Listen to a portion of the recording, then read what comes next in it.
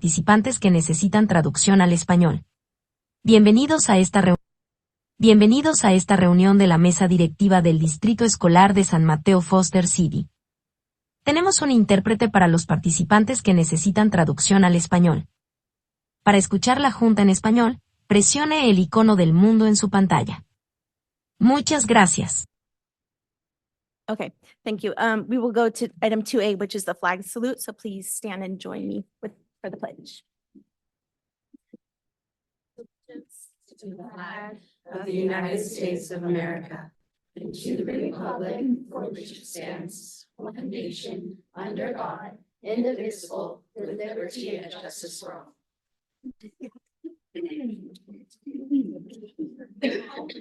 Trustee Brooks. Here. Trustee Kim. Here.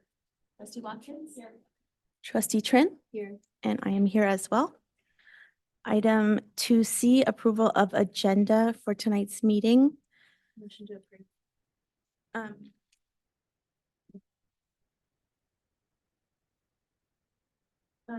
One item of discussion. So we did receive a request to pull an item from tonight's agenda. So I just wanted to see if you guys were all open to pulling item 6E, which includes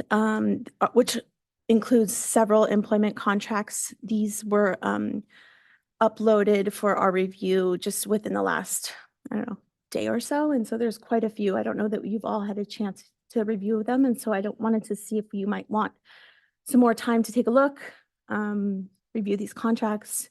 Not that there's any dispute over these, but there's quite a few to look through. And I think it might be a good idea to just give us all a little bit more time to take a look. So my one request would be to pull item 6E and just put that to next meeting.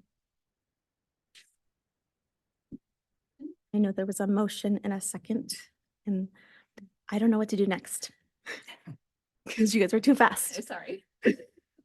Well, the first one didn't I can pass. withdraw my motion for the time being. The first one didn't pass. I haven't, okay, you'd like to withdraw your motion? Yes. Okay, anybody want to do something else then? I would like to make a motion to approve the agenda and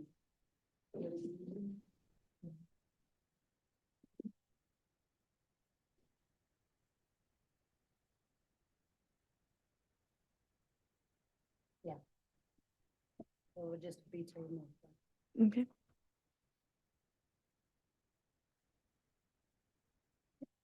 All in favor, please say aye.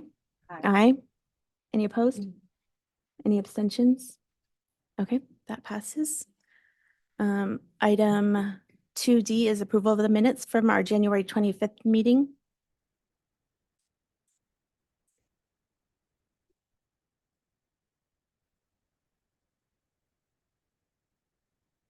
Trustee Kim for the motion and trustee Trin for the second. All in favor, please say aye. Aye. Any opposed?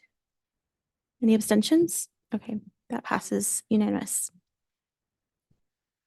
Okay, moving on to item 3A, public statements related to non-agenda topics. The San Mateo-Foster City School Board cannot act upon any matters that has not been included and publicly posted on the agenda except under limited circumstances as permitted by law. The board may refer matters raised in this forum to staff for investigation and/or action where appropriate. Please limit your statements to 3 minutes. Okay. 1 second.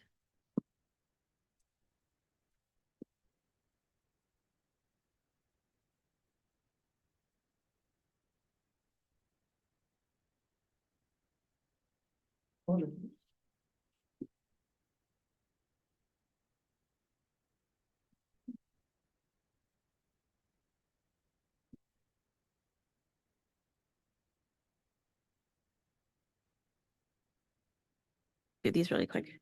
Okay, hold on. I think I got it. Okay, these might be a little bit out of order, but I'll go with we'll go with public comments for in the room first. Sorry. This is Mary Linnaugh.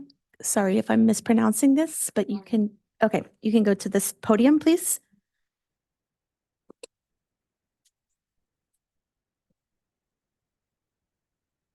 May I push the button right there? Dear board members, my name is Mary Lina, and I'm a second grade teacher from Audubon Elementary School.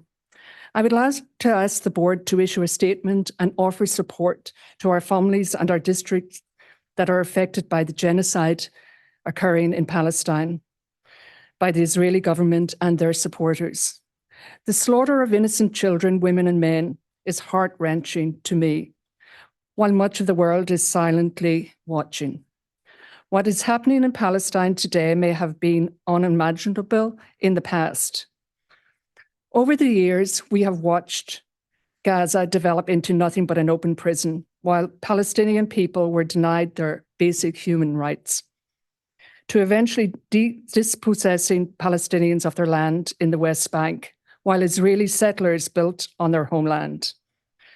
I do not condone violence, but activists against oppression are never created in a vacuum. And the genocide that is taking place now will certainly have an effect on generations throughout the world to come. You may ask why I find it so important to voice my thoughts publicly. My inner thoughts are screaming injustice, and the guilt I feel because my taxpayers' dollars may be providing weapons of mass destruction for Israelis to continue to commit this genocide. As an educator, every year I see generational trauma that has been imposed on innocent Palestinian families in my classroom. My families have been affected, and some of my teacher colleagues are also personally affected. While I have been helplessly watching this, I think it is time for us to raise our voices collectively and call for a stop to this genocide. Enough is enough. If we are not part of the solution, we become part of the problem. Finally, I know that the San Mateo School District is long overdue to adopt a new social studies curriculum. I urge you to adopt one that includes ethnic studies, where everyone is included and which includes multiple perspectives. It is time that we provide our students with knowledge and understanding of each other and the past so that they may grow up with empathy and a sense of justice and humanity for all. Thank you. Thank you. Jacob, and I'm sorry, I can't read the last name. Yeah. There you go. Thank you. Please come to the podium.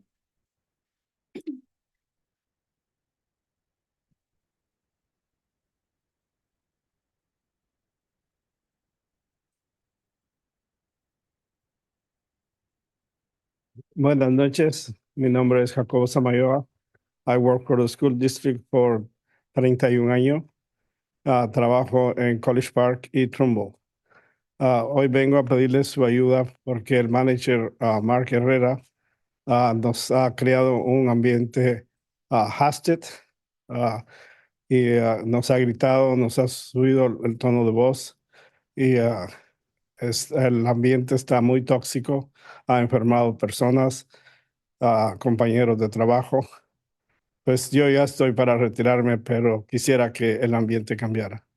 Hoy les pido su ayuda, por favor. Gracias.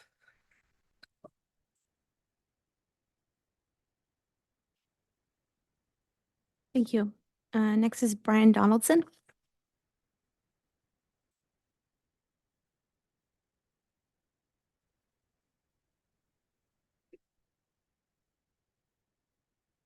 Good evening. My name is Brian Donaldson. I'm a daytime custodian at Foster City Elementary. I have worked at Foster City for 9 years. I'm here tonight to ask for help. My manager, Mark Herrera, has used profanity when addressing me. He has yelled at me in front of children and my coworkers. Like many of my coworkers, I made complaints to Human Resources about his behavior. Sadly, I don't believe that anything has changed. I just want to be treated with respect and dignity while I'm at work. He has proven to me that he is not capable of that. Please help us. I love my job. I work hard, support my school. I just want to be treated with respect. Thank you.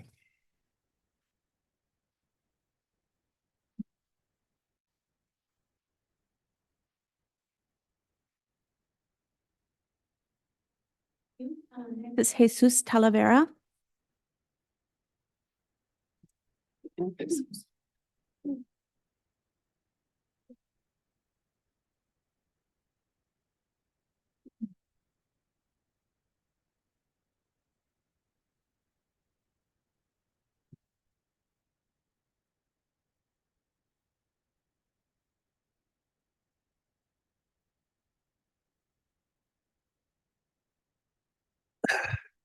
Buenas noches a todos los miembros del board. Mi nombre es Jesús Talavera. Good evening, board members. My name is Jesus Talavera. Soy el custodian de Beach Park. Tengo más de 20 años trabajando en el distrito. Estoy aquí hoy para pedir su ayuda. Quiero acusar a Mark Herrera de maltratos, humillaciones y insultos hacia mí. I've been working for 20 years at Beach Park Elementary, and I have been working for the district during this time. I'm here to ask for help. I'd like to accuse Mark Herrera of humiliation, insults, and bad behavior against me. En 2017 enviamos cartas a Joan Rosas cuando ella era la directora. Nunca sobre los maltratos de Mark Herrera. Nunca nos respondió. In 2017, we sent letters to Joan Rosas about the maltreatment by Mark Herrera, and we never have received a response. En abril 2020, HR supuestamente investigaron y no nos creyeron. In April of 2023, we spoke to HR, and there was a supposed investigation, yet they did not hear us. Desde que entró Mark Herrera de manejador de mantenimiento, el ambiente del trabajo es hostil, desagradable y tóxico, tanto que muchos de mis compañeros, incluyéndome a mí, hemos terminado en el hospital por estrés y maltratos de Mark Herrera. Since Mark Herrera joined the management team for maintenance, the environment at work has been hostile and unagreeable. So much so that my fellow coworkers, including myself, have ended up in the hospital for stress, maltreatment by Mark Herrera. Por eso estoy ahora aquí para pedir su ayuda. Gracias. This is why I'm here to help, ask and request for your help. Thank you.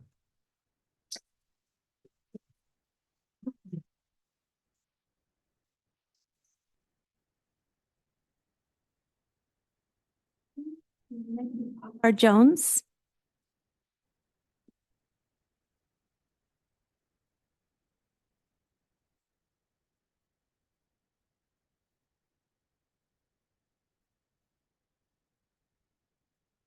Good evening. My name is Akbar Jones. I work in the maintenance department, and I've been working there for 10 years. Tonight, I am here to ask for your help. My manager, Mark Herrera, organized a meeting with me and a group of my coworkers. At this meeting, he referred to us as being like a class full of students with low test scores. His comment was demeaning and disrespectful towards both us and the students we serve at the school district. My colleagues and I have made complaints to Human Resources regarding Mark's comment. However, we received letters telling us that they didn't believe us. Sadly, this isn't the first time that my manager has acted unprofessionally towards me and towards my coworkers. He has a history of raising his voice to us, even using derogatory language. I am tired of his behavior, and I'm very frustrated that it continues despite my numerous complaints to Human Resources. Please help my coworkers and I.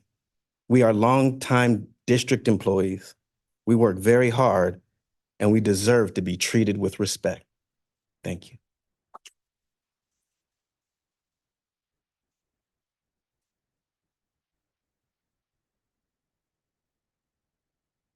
Thank you. Next is Luis Ariza.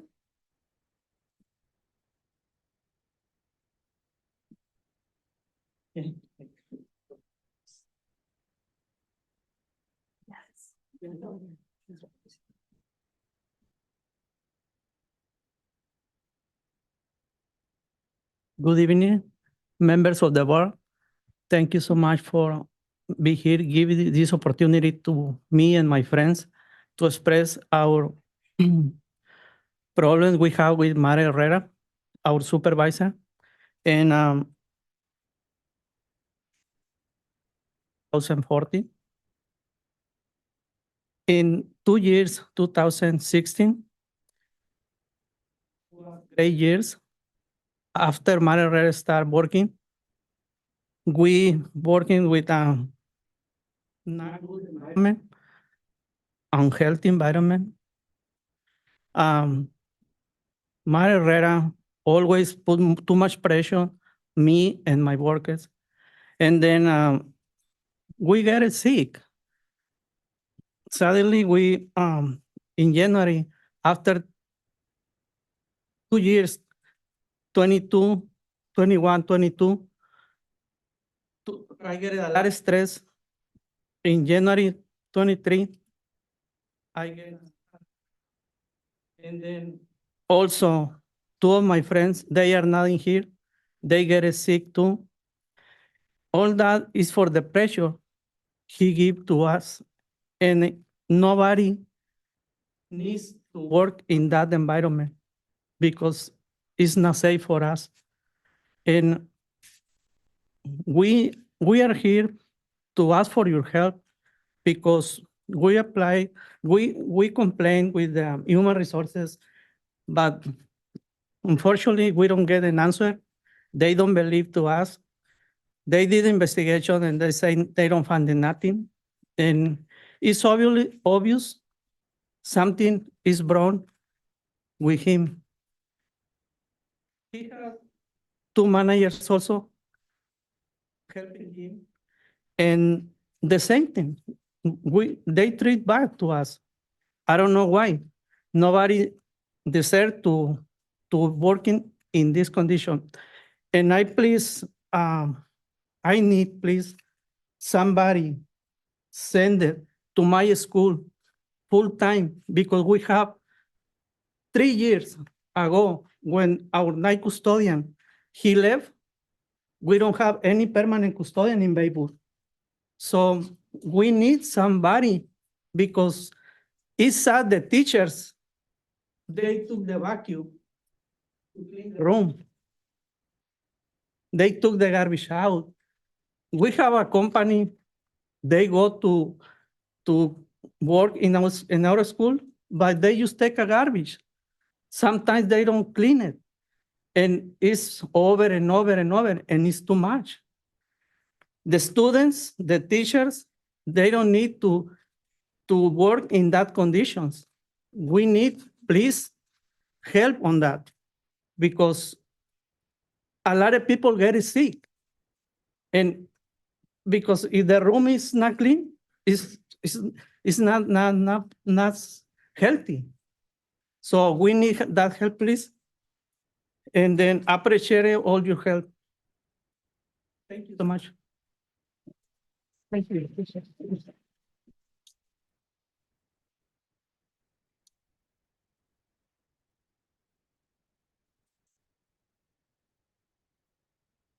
Next, we have Luis Del Agula.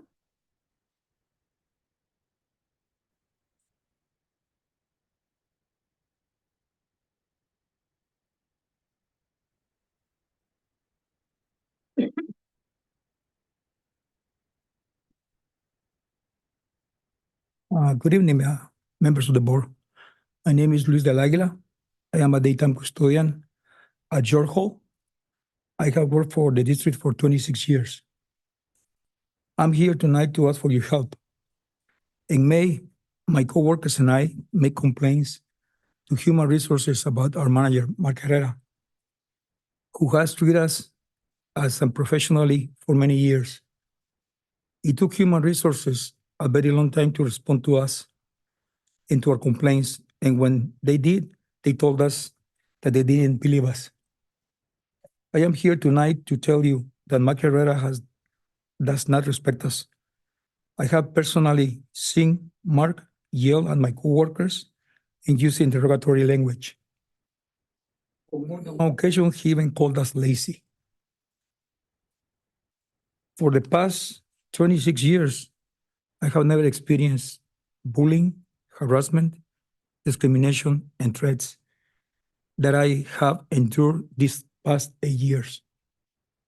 We work very hard in our jobs, which is why we are here tonight to help us to be treated with respect. Human resources has not helped us at all. And I hope that by appealing directly to you, you guys can help us do something about these issues. Thank you.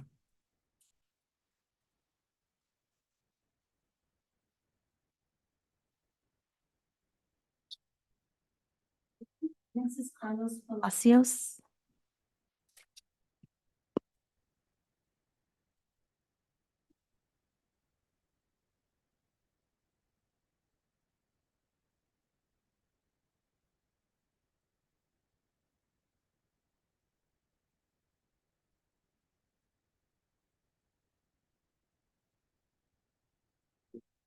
The board. My name is Carlos Palacios. I'm the date custodian at LIB. I'm working for the district for 10 years. I'm here tonight ask for your help. In May 2023, myself and about a dozen of my colleagues made a complaint to Human Resource about our manager, Mark Herrera, who has treated us unprofessionally for many years. After we made a complaint to Human Resource, took over 4 months to respond. And when they finally did, they give us a letter telling us they don't believe us. Many of us, including myself, has appealing, however, nothing has changed. Amar Herrera continued to disrespect us. I have personally heard him raise his voice at me and my coworkers, sometimes using a profanity when he yelled. In the past, he would take photos of my work areas, and he used it to humiliate me in front of my coworkers, making me feel ashamed of my work that I do. My coworkers and I work very hard to keep our school clean. We don't ask for much, but we are here tonight to ask for your help, help us to be treated with respect. Human Resource has not helped us, but I'm hopeful that by appealing directly to you, that you can help. Thank you.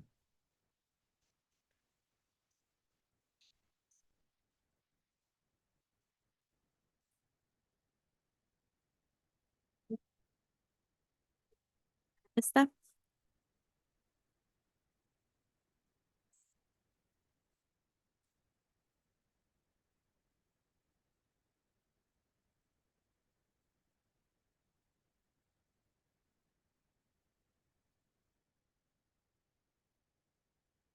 My name is Cindy Buenavista, and I'm a teacher and a parent at Baywood Elementary School.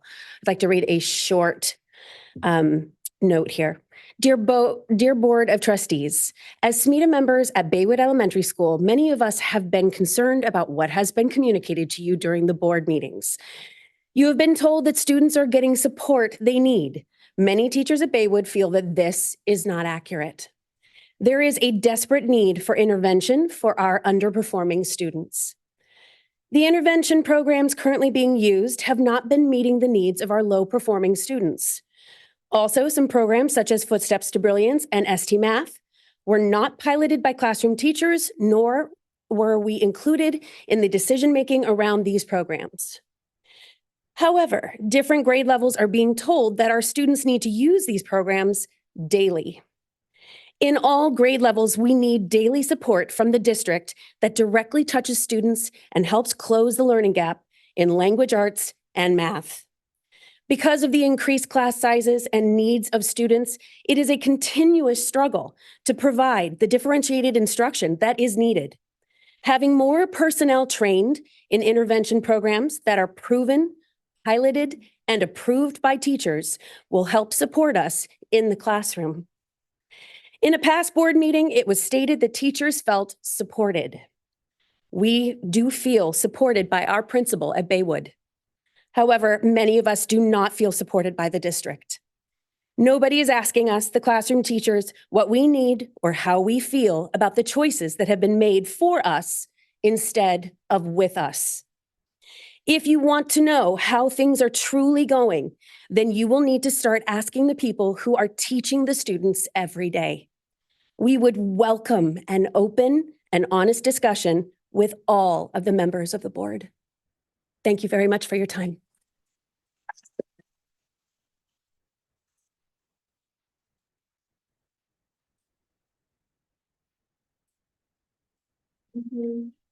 Next is Pierce Akel.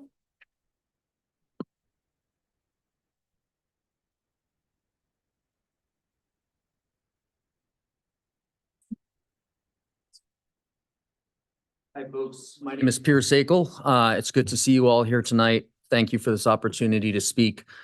Yeah, I threw my name in there because I wanted to make sure that for the third board meeting in a row, you would hear a teacher say that we need teacher voice. We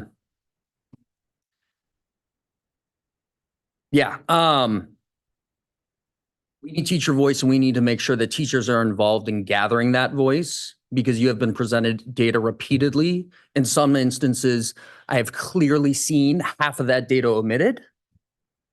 The data was not presented as a full, complete set data. It was clearly stated, but I can only imagine that with all the context you have, you must be dependent on the district for a lot of context.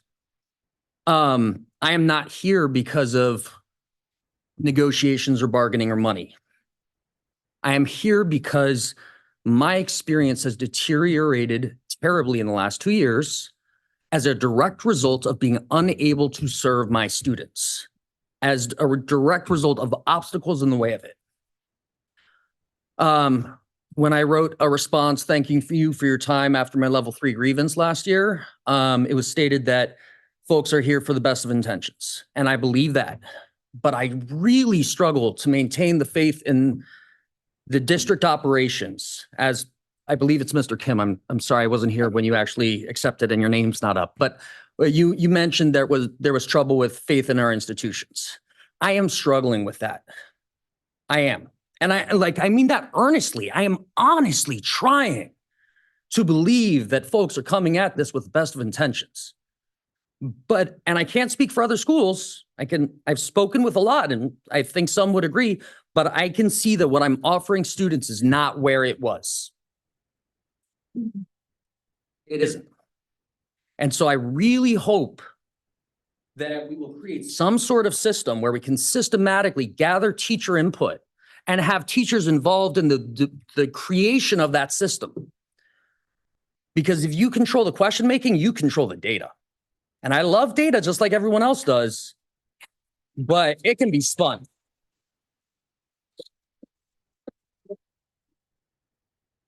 The agenda item that needed to be pulled, it's hard to have faith in institutions when there's either that kind of error or that kind of intentional action. I don't know which, but it's hard to maintain that faith. I don't envy you. I felt challenged even coming up to speak after these other needs, because I don't know that mine compare right now. I don't know how you balance all that. I imagine that at some point you have to do it by feeling, because there's too much information to actually process. And so when you listen to teacher feelings in the future, I hope you value them with that in mind, because at some point it's all too much and we have to react on a level deeper than we're able to procedurally calculate. I'll forward an email about the master and his emissaries and the hemispheres of the brain and how emotions work. And it's basically an AI algorithm. Maybe it's interesting, maybe not. Daniel Kahneman, thinking fast and thinking slow, right? There's something to teacher feelings in terms of trying to serve students. And I hope you listen to it. Thank you.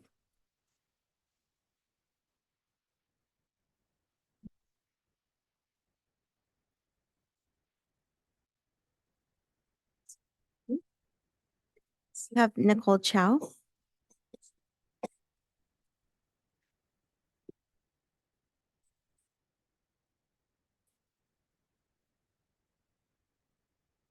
Good evening. My name is Nicole Cho. It's okay, everybody does it. I'm a TK teacher at Audubon. I have a unique perspective. I used to work at Baywood, fabulous school. But I live here in Foster City and my family's been here for over 50 years. My mother was school board president, so I really do understand how hard it is and the hours you put in and the negative feedback you get. That being said, I'm watching my beautiful community where I grew up, where my children went to school. Scary. Scary. I watched a colleague who was 7 months pregnant be hit by a child and said, I'm going to hit you until I'm happy. And 10 minutes later, that child went out to PE. In my room, I was slapped in the face, left a mark. I had my hair pulled out, my scalp bled, and there are no consequences. And I think I have it bad. I've heard from parents and teachers at Bowditch, oh, they got it really bad. They're hiding in their rooms. There's violence. Texts. It's beyond bullying. It's beyond hateful. It's abusive. And it's really vulgar, like really bad. I don't want to come up here and vomit problems on you. I really am in it to win it. This is my community. This is my fishbowl. I love my Foster City fishbowl. I love walking my dog and waving and having people honk their horn at me. I love having my children go to the park and say, you're Miss Nicole's daughter. Oh, tell Miss Nicole I said hello. I love that. I love never being able to go to Safeway or Costco without seeing one of my students. I love that. That's the magic. Magic is leaving quickly. So I was not as eloquent as Cindy, but I really want to put it out there. Let's meet the board and the teachers without HR, without superintendents, without principals, so that we can speak freely without fear of retribution. I don't want to blame, I want to solve the problem. I want to love my kids better. I want to love my children enough to say no.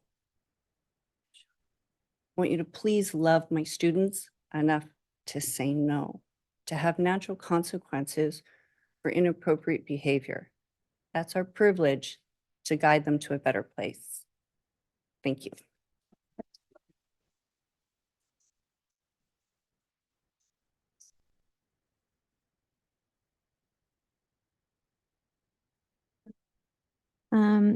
Next is Michael Stefanon.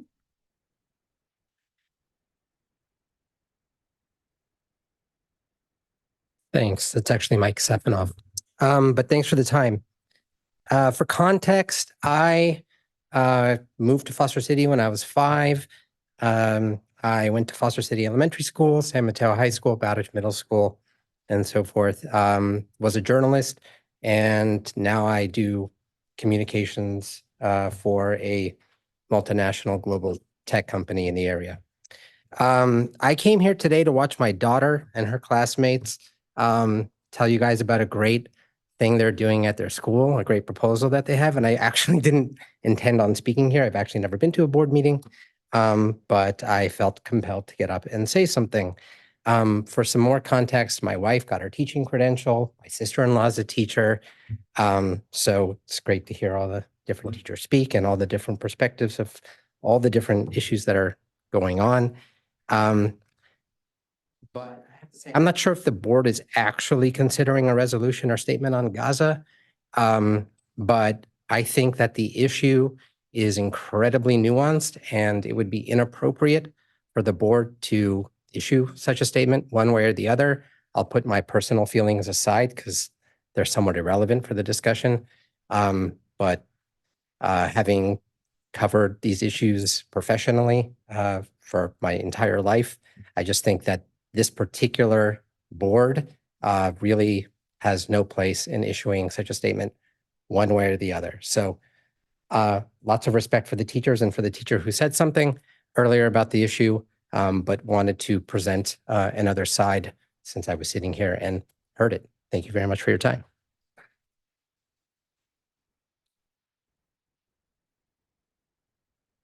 Thank you. That's the last slip I had for in-person public comment. So Joe, can we go to Zoom and see if there's anyone that has public statements related to non-agenda topics? Thank you, President Proctor.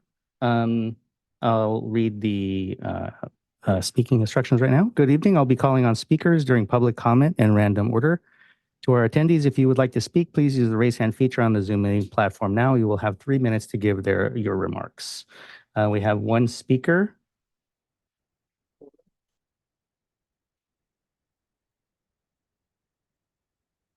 Okay, please go ahead. Hello, my name is Sola Grantham. I have a 5th grader at George Hall Elementary, and for the last 6 years, I've coordinated a group called CAP, Campus Arts, Plants, and People. Made up of, can you hear me? Nobody can hear me. Am I audible?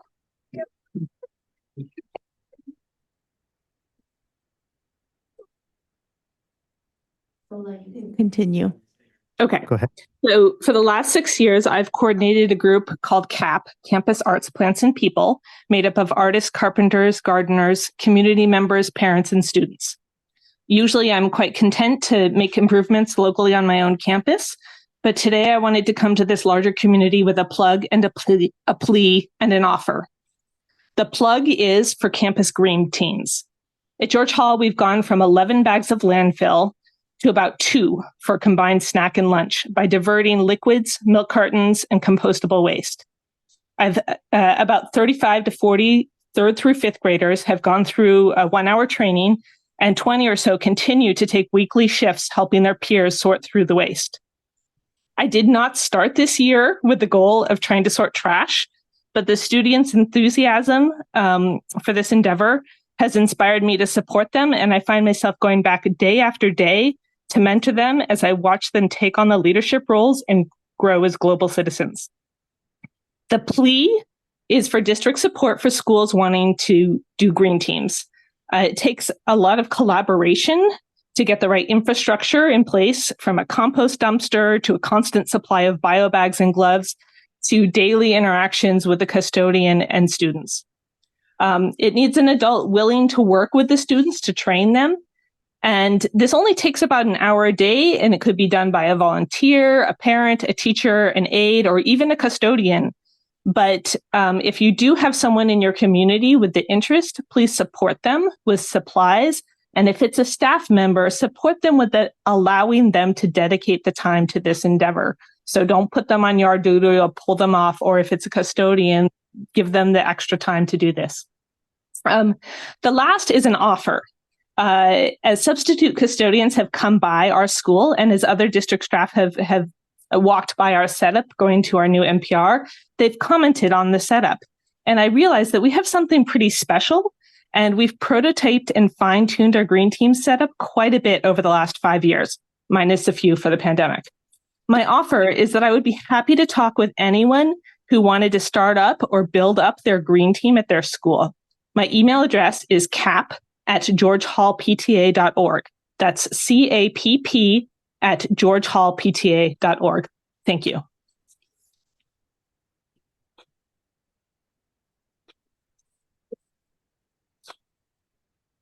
Thank you. Item 3B is public statements related to agenda items. Persons will be called on at the appropriate time. So we will move on to item 3C, Foundations Committee PTA Council reports. Is there anyone here from the Ed Foundation with a report? Or online? If you're online, would you raise your hand? And while you're doing that, if you're also from PTA Council, could you raise your hand?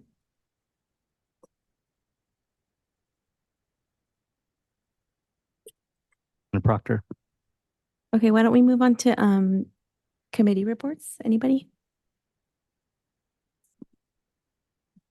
Thank you. I was met with some of the members in for CDOC, the Special Education District Advisory Committee, and they put on a very informative presentation about the basics of IEPs and how the process works. So thank you for arranging that, and I encourage anyone who is interested in those issues to stay involved, and I think you can sign up for their mailing list.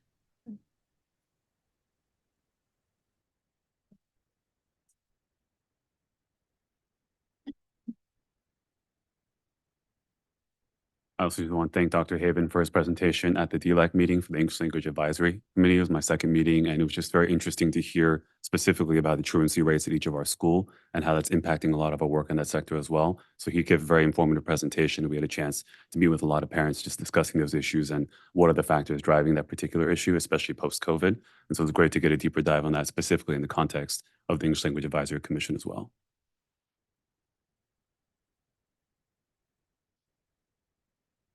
Anyone else? Okay. Joe, did anyone by any chance raise their hand? No, President Proctor, I don't see any other raised hands. Move on to 3D, which is SMETA, CSEA, and SMFCAA updates. Jumping right in. Let's go with CSEA. Alphabetical order by first name and last name. Good evening, members of the board. My name is Alicia Aragon. Some of you already know that. My apologies to the two newer people that I have not met you yet. I am the president of the classified unit here at the district, and I'm also an administrative assistant at Bowditch Middle School. I know that Brianne, the wonderful Brianne back there, usually does the CSEA reports. However, this evening I thought it was more appropriate for me to be here. I need to address a couple things this evening. The first is the classified layoffs. CSEA is opposed to the laying off of any of their members. I know the district does work hard to resolve these prior to the end of the school year and has been pretty successful in years past. But I do feel the need to point out that with the new executive positions that were pulled, but we're still probably going to go to the next meeting, it looks a little bad that you're potentially letting go of site employees while creating these other positions over here. All that being said, CSEA would like to thank Suzanne Ronzani for everything she does to balance out all of the classified employees to avoid these potential layoffs. I'd also like to use my time tonight to vocalize my support for the many custodians who have been the victim of their supervisor, Mark Herrera's unprofessional behavior towards them for many years, and to ask for your help. As a union representative, I've personally sat in on over a dozen meetings where I've heard custodians complain about Mr. Herrera's treatment of them, yelling at them, using profanity, humiliating in front of their coworkers, and telling them not to make reports to Human Resources. On May of 2023, 10 custodians took the bold step of making formal complaints to Human Resources regarding Mr. Herrera's behavior over the many years. Sadly, it took many months to receive responses to the complaints, and when they finally did, many of the complaints were dismissed. These dismissals occurred even though the complaints were regarding similar or the same incidents of Mr. Herrera acting unprofessionally. When Mr. Herrera used profanity and raised his voice to his employees, he engaged in conduct which is specifically prohibited by Board Policy 4119.21, titled Professional Standards. Yet he's allowed to continue to do it. It is now February of 2024, almost 9 months after they made their initial complaints, and nothing has changed. The custodians have done everything they were told to do. They made their complaints to HR, they waited for HR to provide them with a response, and many of them have appealed those responses. Despite this, Mr. Herrera is allowed to continue to treat them poorly. To make matters worse, in December of 2023, at a meeting with a group of maintenance employees, Mr. Herrera got frustrated with them and told them that they were like a classroom full of students with low test scores. 3 of the employees made complaints to HR. However, just like the custodial group, they were not believed. As I stated earlier, we are here tonight to ask for your help. As the employer, you have a responsibility to your employees to ensure that your own policies are being respected. In this case, Mr. Herrera has repeatedly violated board policies, which were set up as a protection for employees to be able to work in a respectful and professional work environment. Sorry, I'm getting upset. We are hopeful that with your district intervention, our custodial members will be treated with the dignity and respect that they deserve. Thank you for your time and consideration in this matter.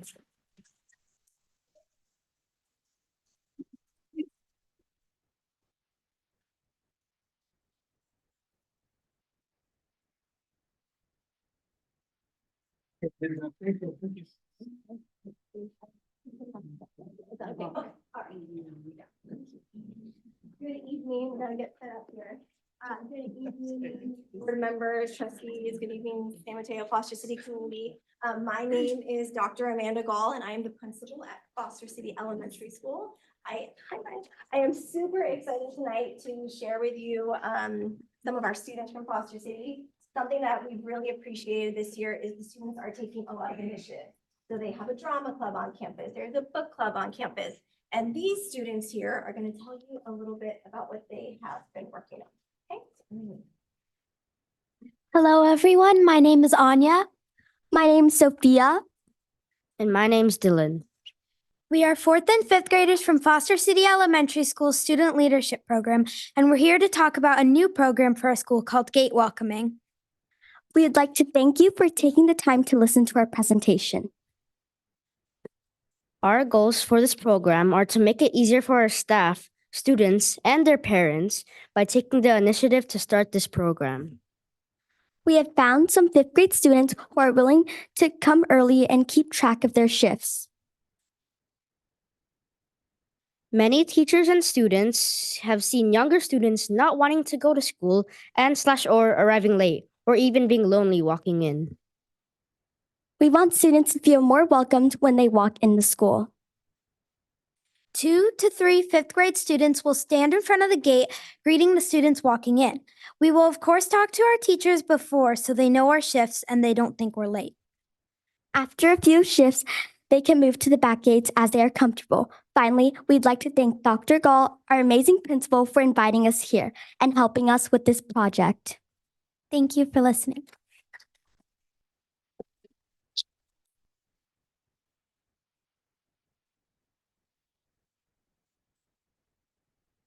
Say publicly that your teachers are very proud of you. They wanted me to let you know that they're watching at home tonight.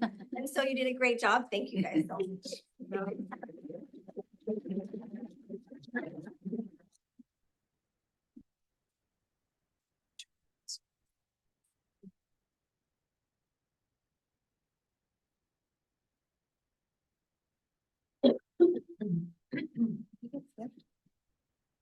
Good evening, esteemed board members, district leaders and staff, families, and community members. My name is Nelson Hunter, and I'm the principal of Laurel Elementary School. On behalf of our San Mateo Foster City Administrators Association and our own Laurel Elementary, we share a warm welcome to everyone in our school community. You'll have to bear with me. I'm using 2 devices here at the same time. We'll make this work. I'm excited to be here today to share a few things we've done at Laurel, which are wonderful successes for our school. First, it's important to acknowledge that we have a wonderful staff at Laurel Elementary who are dedicated teachers, and they're really dedicated to guiding our students. They are leaders in and of themselves. Our support staff make sure students are engaged and have the supports they need to be successful. Our TOSAs collaborate to support our students in learning. Teachers share time collaborating in many ways, with results such as reading buddies with other classrooms. Students have an amazing art teacher who sees each class once per week. Students have the opportunity to learn in our Lego lab from our teachers who have been trained to use this space for a variety of subjects. We have dynamic PE teachers who keep our kids moving daily with structured play. Music for Minors guides our students to play instruments and learn to sing. Our student council meets regularly to discuss and plan for our school. Students participate in community events such as Put a Sock in It, in which they ask for donations such as socks for those in need. Students advocate for themselves and for their peers. Working in tandem with our PTA, many events occur at our school and are planned throughout the year. Students and their families recently came to check out the book fair and play bingo together. We Are One is a community event we hold every September, which brings food trucks representing our students' cultural dishes, games and activities, student art and writing. This year we had over 550 attendees over the 2.5-hour period. During our district readathon and book fair, staff members were able to come by in the evening to read to our students for a couple of hours. Kids were really mesmerized at the storytelling skills that they displayed. Right before our holiday break in December, our AP and our PBIS team put on a lovely sing-along for all of our students in our NPR, where students came in to school comfy in their jammies. Movathon, students were motivated to move through as many times through obstacles courses that they could to raise funds for their PTA and to show off their endurance. In October, our students experienced and explored the Santa Cruz Mountains for 4 days and 3 nights. Night hiking was one of their favorite activities. You'll see our incredible PTA volunteers who help with so much, including programs like Project Cornerstone and Art in Action, and events such as Monster Mash and We Are One. We really can't do it without them. In the last year and a half, we have made great gains in understanding our school's assets and needs and looking to become a community school. We look forward to making this a reality and have high hopes for supporting the future of our students and our families. I hope this glimpse into some of the opportunities we have for our students brightens your evening and shows you some of the work that you've all been doing, that we have all been doing together in support of our students' learning. Thank you so much and have a nice evening.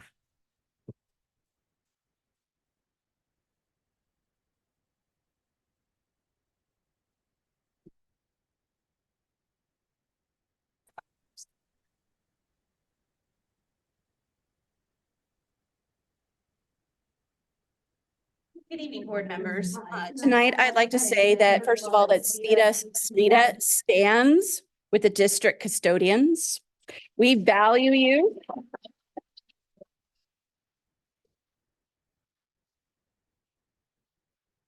You and every single person who works in our district, in our school, any place deserves respect.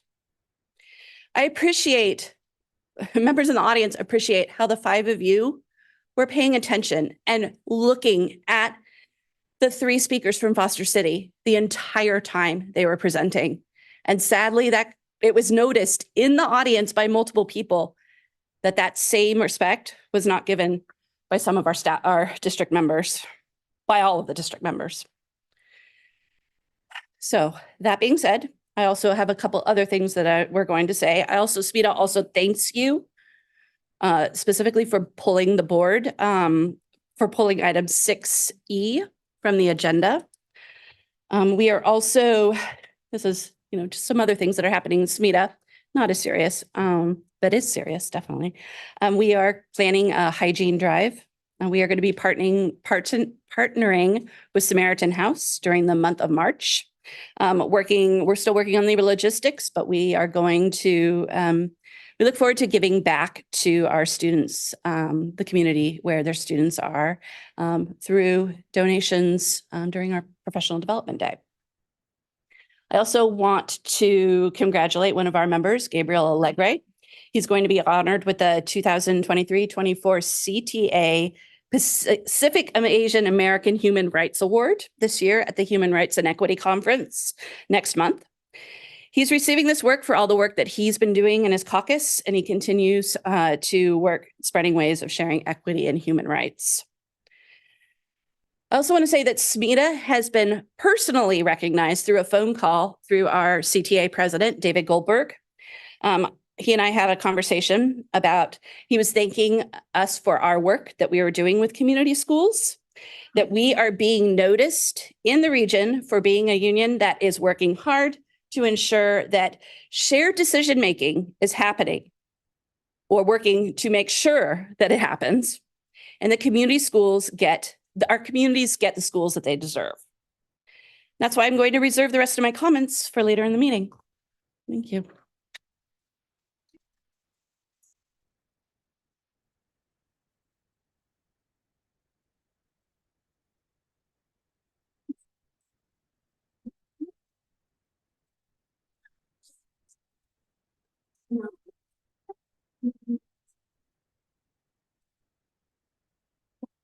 We'll go to 3F, Superintendent Report.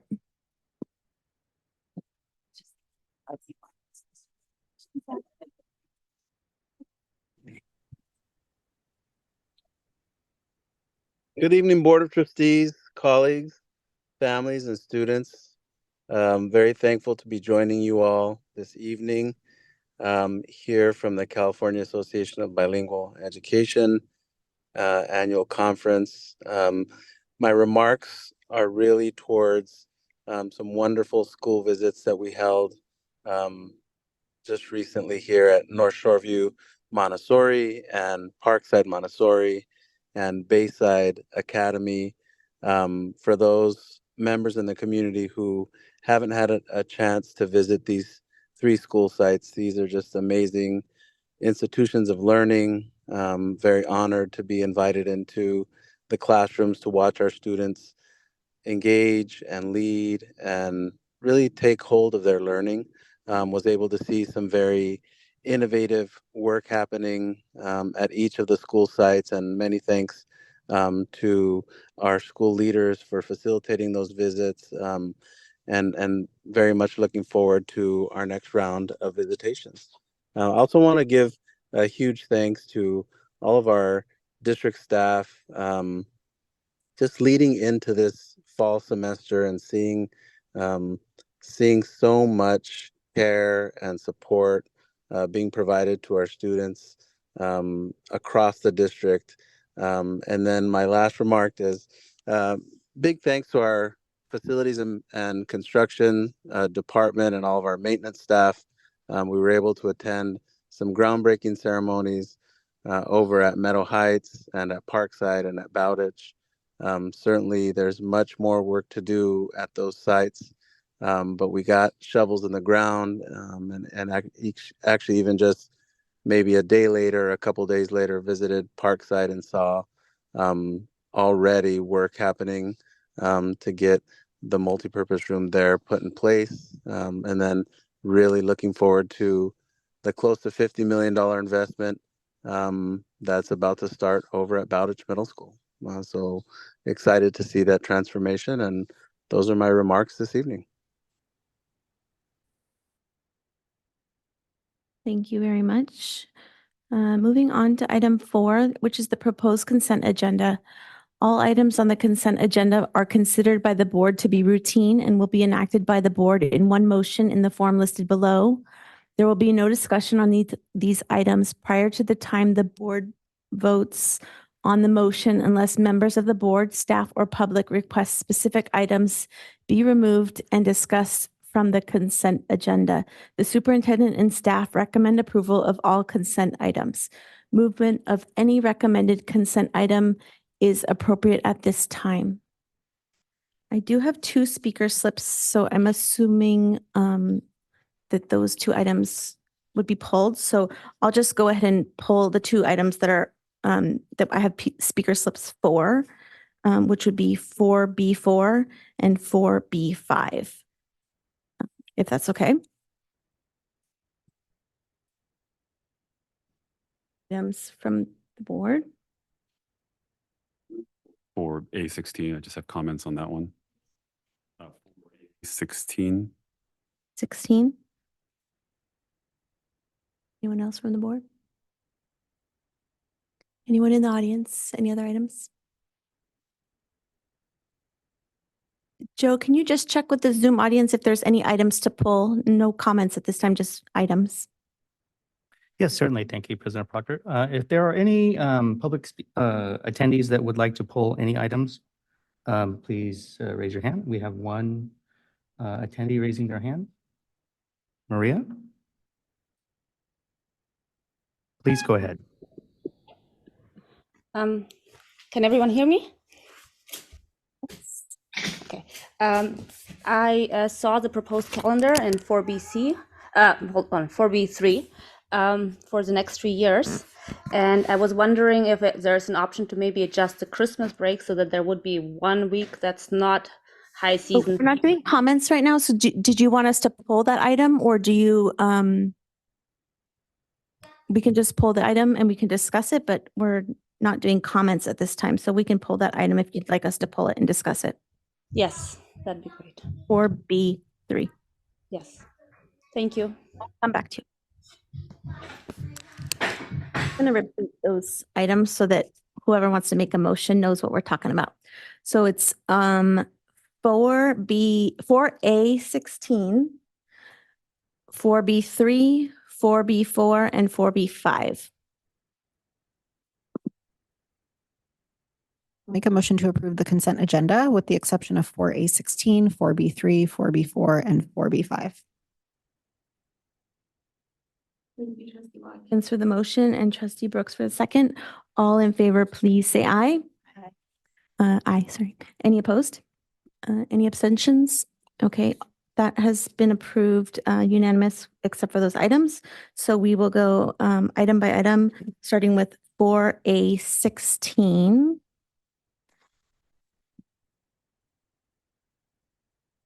We will, I don't know, what should we do? Can you hear me? Do you want to ask your question? Comments on this one. I have no objection to the resolution itself, but I just wanted to note that there's a number of issues in the phrasing. So I think there's some typos in the very first whereas paragraph. There's a date missing in the third whereas. The resolution clause, the third line is also repeating itself. And so I just wanted to see if there was a way to approve this resolution with the caveat that we ask the district staff to just revisit the language and just make sure we clean that up before it's something that goes in our records. And offline, so on specifics, I just didn't want to run through all that from the dais.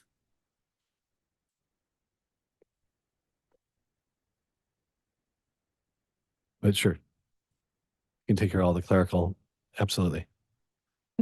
Anybody have any objections to? Yeah.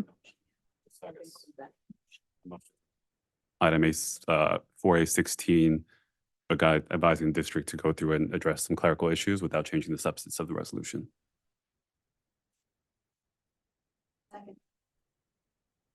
Thank you, Trustee Kim for the motion and Trustee Watkins for the second. All in favor, please say aye. Aye. Any opposed? Any abstentions? Okay, item 4A16 has passed unanimously. We will move on to item 4B3.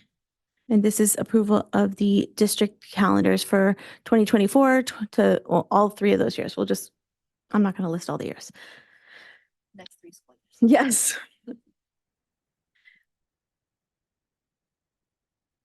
Do we have any sort of report for this item?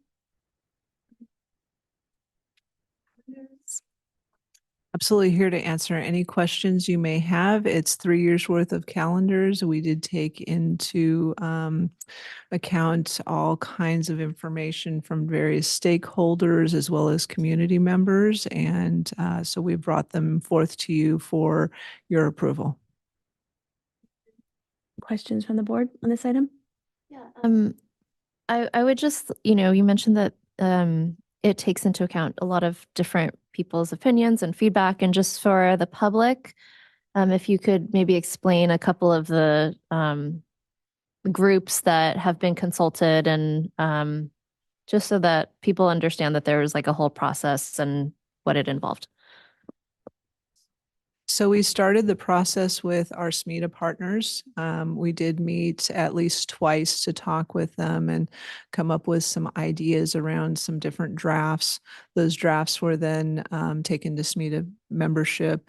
And Kathy is welcome to speak on this as well. It's a pretty long process. It's a pretty detailed process. And a lot of folks in the teaching community put a lot of time and effort into selecting calendars that would be good for our student community as well as our staff and the parent community as well.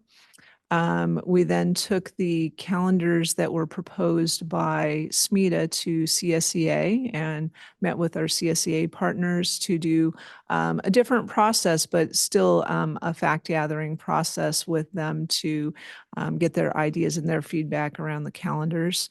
Those calendars were then posted in various places on the website, and our amazing communications coordinator, Diego Perez, posted them so that folks could see them. He sent them out in newsletters and such so that they would be available.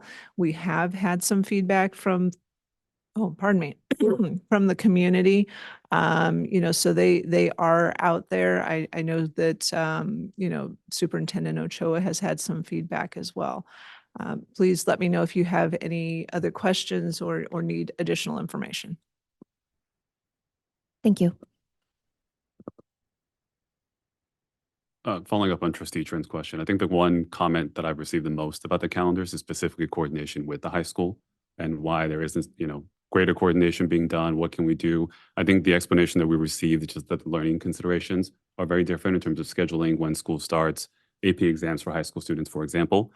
For the public's benefit more so than ours, I think it is helpful, especially if we're proving 3 years with the calendars, to have a better sense of what types of conversations took place in terms of trying to sync that coordination. I know this is something we hear every single year from parents, especially as my kids are getting older. This will be something that affects each of us individually. Just curious if you can maybe go into a little bit more about the level of conversation we have or what planning we can do looking ahead to the next 3-year set to hopefully get better alignment to the extent that it makes sense. Absolutely. So before we even met with SMETA, and thank you for bringing that up, because before we even met with SMETA, we did reach out to the high school district. And at that point in time, the high school district had a draft of their calendar for 24-25 and no drafts beyond that. So we did use the draft from 24-25 to build the next 2 years out. And we situated the breaks and things, start of school, things like that. Similarly, we tried to follow the pattern that they put on. But we were very focused on making sure that we also offer our community several years worth of calendars, because we have had a lot of feedback from the community, since the beginning of the school year, even the last summer. Hey, where is the calendar for 24-25? People have wanted to know, at least a year in advance. So we really want to provide that stability for our students, our staff, our community, so that they know coming up, and they can, decide when their vacations are going to be and what they need to do, to support their families. Comment is that I just want to note that the San Mateo Union High School District serves a lot of different cities that are nearby, but including San Mateo, Foster City, Hillsborough, San Bruno, and Millbrae and Burlingame. So there's a lot of other districts that also need to coordinate, but I appreciate that additional context. Thank you. Can we please go to public comment on this item? Are there any public comment people from the in-person audience? Okay, can we go to the Zoom audience, please, for public comment? Yes, thank you, President Proctor. Amy W. has raised her hand.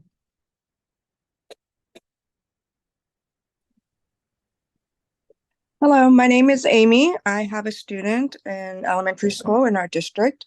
I'm calling in today to add a comment that many families are proposing for a longer fall break.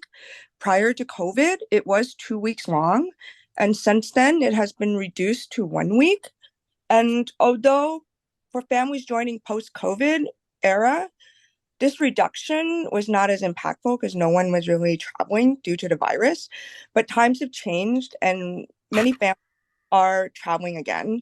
And they're noticing a burden of traveling during peak times, such as summer and winter. And with our school district consisting of so many different families, many of whom are immigrants to the United States, the burden of travel expenses, including accommodation and transportation, they tend to be lower in fall season when it's not peak. And it would really allow these families an opportunity to engage with relatives both abroad and within our country to strengthen, cultural bonds and heritage with their children without added financial strain. And in addition, we are also recovering from achievement gaps caused by COVID, and shortening our summer while adding extra break time throughout the year would not only provide our students with necessary rest and recovery time, but I truly believe that it would allow for reduced learning loss, when students are not in classrooms for an extended period of time. So in conclusion, I'd like to just ask you to reconsider extending the fall break, because I feel like it would greatly benefit our students and their families. And the district can strive to, make more achievements to lessen the learning gaps and loss. And it will also provide families in our community with an opportunity for more affordable travel and, an opportunity to engage with relatives both abroad and here. So I just want you to please consider that there is, a change.org petition going around with so far over 20 signatures of other families in our district who also agree that, a longer fall break would be beneficial. So I would really appreciate the trustees into taking this into consideration. Thank you.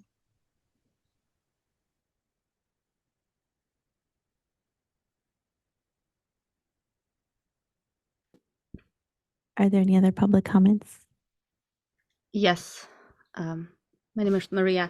I brought this topic up originally. Following the previous speaker, I would also appreciate if the Christmas break could be, or winter break could be addressed as well, because looking at the calendar for the next 3 years, it's going to be only the super high season 2 weeks, the one that includes Christmas and the one that includes New Year's, and not the week before Christmas any longer, or only partially.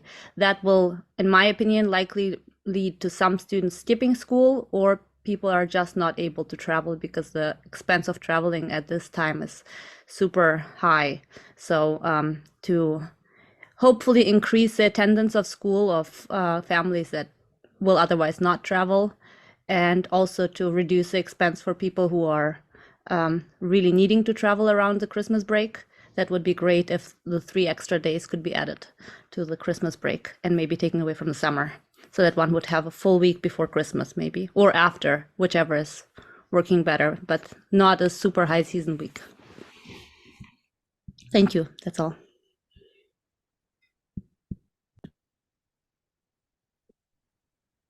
Comments? Resume public comments. Go back to the board for comments on this item. I just wanted to say, I know we've gotten a lot of emails with folks wanting the calendar. And so thank you to everyone that's been involved. And I know what is a very long process that, takes into account 12,000 students and their families and hundreds of educators and staff. And so I can appreciate the kind of individual preferences. There's thousands of people that really need to be looped in and considered into what this looks like. And so just now we have 3 years locked in. And so folks that need to travel or have the privilege to do so can book those plans now.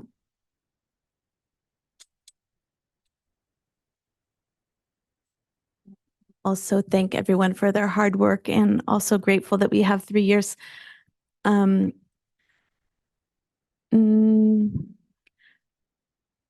I think extending breaks is not really a priority that I'm considering at this time. I think the priority would be to make sure that kids are in class and learning. And so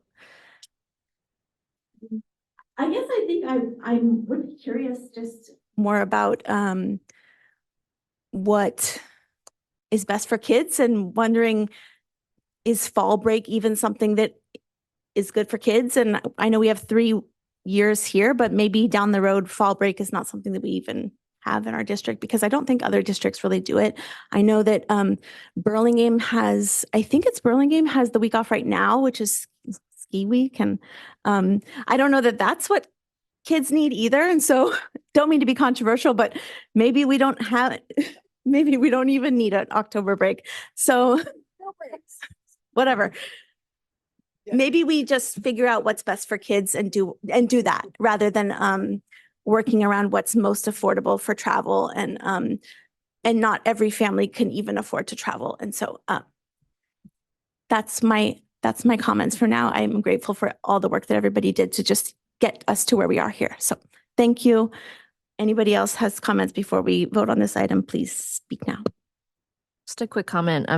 I think a lot about something you told me when I first joined the board, which is that we cannot make a decision that is the right decision for every single person that we are dealing with. And so, and that's hard, right? We want to do something that is going to work for everyone, but it's just not possible at this scale. And so, I appreciate the hard work that all of the staff and the teachers and the have put into putting together this calendar. I know there's a lot of considerations, contractual considerations and financial and like just logistics. And so I just really appreciate having having these in this far. And hopefully as we get to the last year, I would love to have I would love to start this process a little bit earlier so that we have like a little bit more lead time getting the calendars. But thank you so much.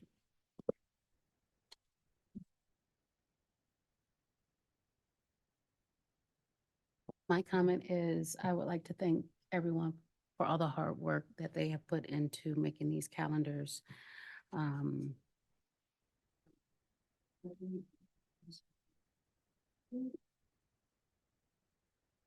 Understand that the kids need to have a considerable amount of break time to be able to regroup and come back to be able to learn and deal with the life issues and the busyness that they have. I believe our kids a lot of times have a lot of have more busy schedules than the adults most of the time. So, thank you for taking these dates into consideration to allow them to recover and regroup, to come back and give their full selves to our district and their learning. So thank you. I just want to echo the other trustees' points and thank everyone who was involved in doing this process, especially giving that multi-year visibility. I think addresses a lot of the concerns that we were hearing from parents and people in our district. I think to echo President Proctor's point, I'm not going to condemn ski week just yet from the dais. But actually one of the concerns I kept hearing from parents was about fall break. And they're concerned that this causes childcare crises for single parents or for dual working parents. And it ends up just being a big, bill to hire someone for camp or to fly up the in-laws. And so I definitely understand that for every decision we make, we're balancing so many different stakeholders, so many different interests. But I think the folks that we're able to convene, having multi-year visibility, both for travel planning, childcare planning, in so many ways gives a lot more visibility and guidance for all of our families. I think that was a great step forward. And hopefully now that we've set the, anchor things here, the high school and others can take that into consideration when they're looking ahead as well. I just want to appreciate that kind of forward-thinking work that we're doing here at the district to really address a lot of these concerns to the best of our ability. And with that, I'll make a motion to approve the calendar. Second. Watkins for the motion and trustee Trin for the second. All in favor, please say aye. Aye. Any opposed? Any abstentions? Okay, the calendars for the next 3 years have been approved unanimously. Thank you, everybody. We will now move on to item 4B4. Again, this is approval of personnel report. Do we have any sort of for item 4B4? To answer any questions you may have. Then we will any questions from the board on this one? Okay, we'll go to public comment, and I have a blue slip from Pierce Akel, so we'll call him first. I realize I'm speaking more to leaves, which I worry now may actually have been under a different section. I thought that was included under approval for resignations, releases, or retirements. Was I mistaken there, Mr. Tavares? Yeah, leaves are not on here. They are tonight though, correct? normally their schedule. I know that we have 0 leaves to report on. Do you want to speak on leaves or on this? You can speak on this if you want. Yeah, I'll go for it, and please correct me if this is not the appropriate time. Sorry, I'm a little confused. Again, sorry. So at one point I got a little excited and I started going back through all of the February minutes for the past 4 years or so. And was looking at the various teacher resignations, releases, and or retirees, as well as the teacher leave requests. I thought they were all under the same agenda item and I was going to speak to both of them. But so I was kind of looking at trends, and what I noticed was that starting in 2020, there were 0 leave requests and 4 resignations, releases, and or retirees. 2021, 2 leave requests and 1 resignation, release, and or retirement. Then 2022, 8 leave requests and then 12 resignations, releases, or retirees. 2023, 18 leave requests and then 30 resignations, releases, and or retirees. And then finally this year, no leave requests and 24 resignations, releases, and or retirees. And I hope I'll be corrected if I'm mistaken on any of that. So fully acknowledging that I'm back in the world of feelings, right? I'm trying to make sense of this and I'm constructing a narrative, and it could be totally incorrect. But my experience has been that since I've come back from the pandemic, I have started regularly thinking about requesting leave for 1 to 2 years. Yeah, I don't know. My plan as of right now is I don't know that I always do a good job, but I try to come here in a constructive manner. And after next month's board meeting, I'm going to instead begin taking that time and putting it into my resume. I don't mean that as a threat, and I have not decided to leave, but those are the considerations that I am making in the environment that I find myself in. And that is in spite of the fact of being absolutely in love with my school, being so trusting of my principals, being so like just appreciative of the families that I serve. And at the various times throughout my, like when I was working at summer school, I had the same sentiment. I was working with great people, great families, and great kids. But this is where I find myself. Prior to now, the 20% to 30% pay increase that I could get pretty promptly, especially with the fantastic training that this district has provided me. I started out here year 1 again, 10 years ago.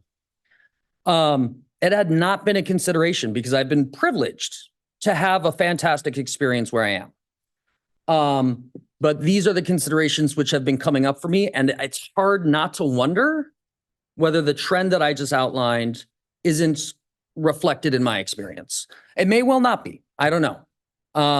But that's something I wonder. And I hope that you will continue to hear from more teachers. And again, I don't, envy the task of trying to parse through all these feelings and make sense of them yourselves. But I hope that you will continue to engage in that work as you hear more voices. Thank you.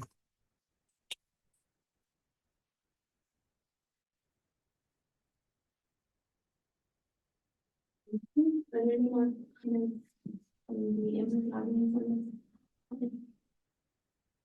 Okay, Joe, can we go to Zoom audience for this item? It's 4B4. Don't see any raised hands from the Zoom attendees at this time. Any board comments on this item?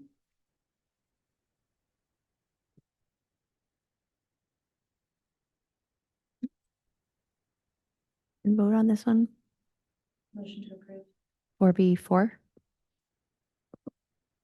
Thank you, Trustee Trin for the motion and Trustee Brooks for the second. All in favor, please say aye. Aye. Any opposed? Any abstentions? Okay, 4B4 has been approved unanimously. We will go on to item 4B5.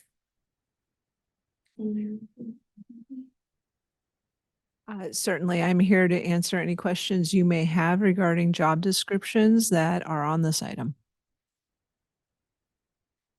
Any questions on this item? Yeah, I have a couple of I'm wondering if you can, I'm wondering if you can talk through a little bit, just kind of process for how these were identified, what the implications are for other roles. I don't think under this that we have kind of financial impact in terms of what the difference is. And so I see you saying no. So I'd be curious to know if you can kind of just walk through why. Certainly. It's routine practice for any district to build multiple job descriptions within any classification or job family. So for instance, I'll use human resources as an example.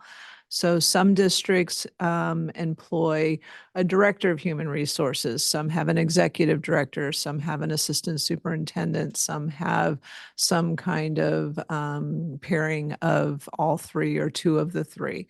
Ed services is another really good example. Sometimes there's an assistant superintendent, a director, executive director, principal on special assignments. And so while all of those job descriptions exist somewhere in HR, it doesn't mean they're all in use. So the more job descriptions we have as a district, the more choices that a board or a superintendent have to fill the responsibilities of that department. Other examples certainly exist in maintenance and operation or in the administrative pool. And I mean like secretaries and such. So the more variety, the more opportunities that we have in job descriptions, that makes it more flexible for us to be able to assign staff appropriately. So just to clarify, it's a change in job description, not an addition of a new jobs that we're hiring for. So if you were to approve job descriptions, they don't have any people attached to them. They're just job descriptions. So unless the board takes action to approve people to go into jobs, they're just job descriptions that will hang out or be shelved in HR as a possible job description to use somewhere in the future. Somewhere in the future, it could be next month, it could be next year. We have well over 100 job descriptions in HR right now. And some of them are very similar, especially in the classified ranks. There have been different iterations over time of job descriptions. And since they are job descriptions that exist in HR, we could pick up and use any one of them and post a position for them. So the approval of job descriptions doesn't necessarily have anything to do with a person being hired into that job. Yeah, I guess I understand that kind of tactically, but I guess I'm wondering, like, is the intention to change job descriptions of existing people, or is the intention to hire new people, or do we not know? I think that that's flexible. That's something that the board will decide in the future, whether you're going to use those job descriptions now or not use them or change them up to something totally different. The board gives direction. And I guess my last question, sorry, and other people might have questions too. My last question is, so I now understand like why there's no current financial impact because we're not hiring someone, but presumably there would be a financial impact, right? If you're changing the title of somebody from, coordinator to director, right? There's going to be a financial implication there. And so I guess I'm wondering. Yeah, and that really depends on how things are changed and who's hired into what position. And I'll give you another, for instance. In some districts, there is associate superintendent or deputy superintendent. In many districts, there is not.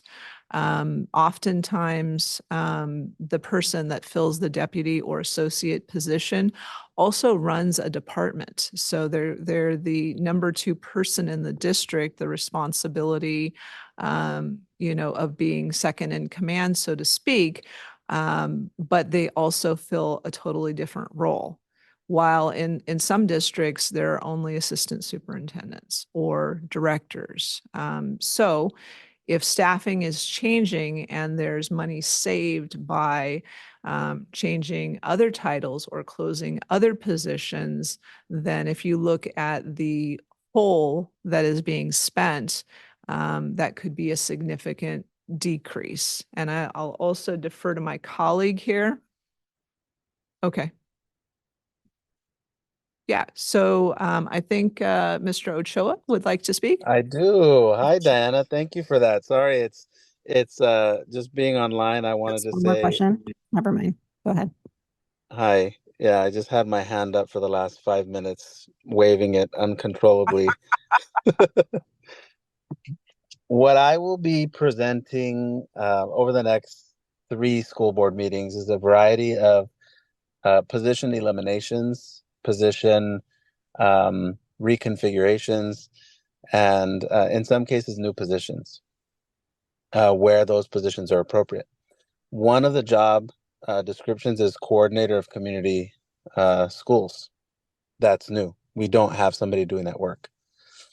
The reason we have that position is that we will be having very significant new work at our 5 community schools next year.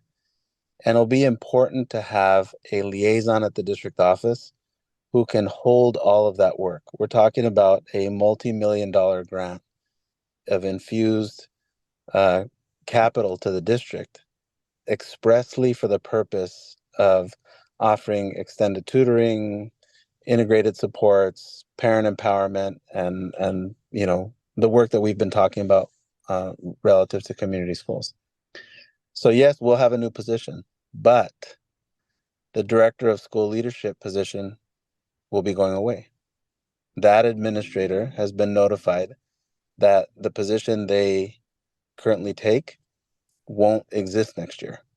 The difference between those 2 positions, I'm not a CBO, but it's pretty close to about $75,000.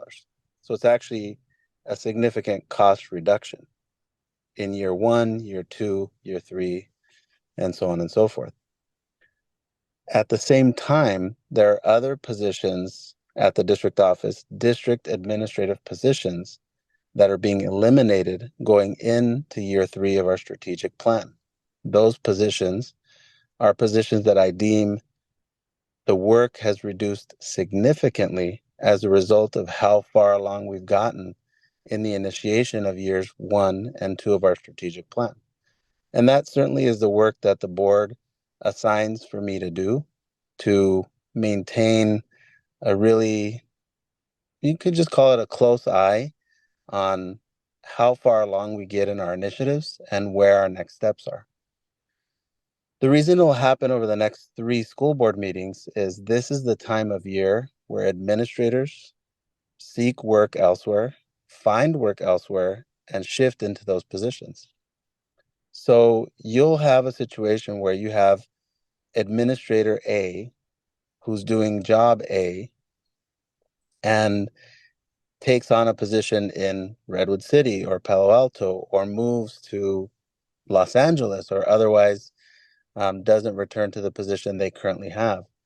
And I'll use that opportunity to shift the responsibilities towards an administrator whose position may have been eliminated. So in some cases, the administrator who has the ability to take on more than one type of position might shift from position A to position B. And these next 90 days are the time when that work takes place. What I can say to the board is that at the conclusion of this 90-day period, the board will realize a very significant cost reduction. And that's something we can bring to our March meeting with, just very clear deliverables in terms of prior costs and expected costs going forward.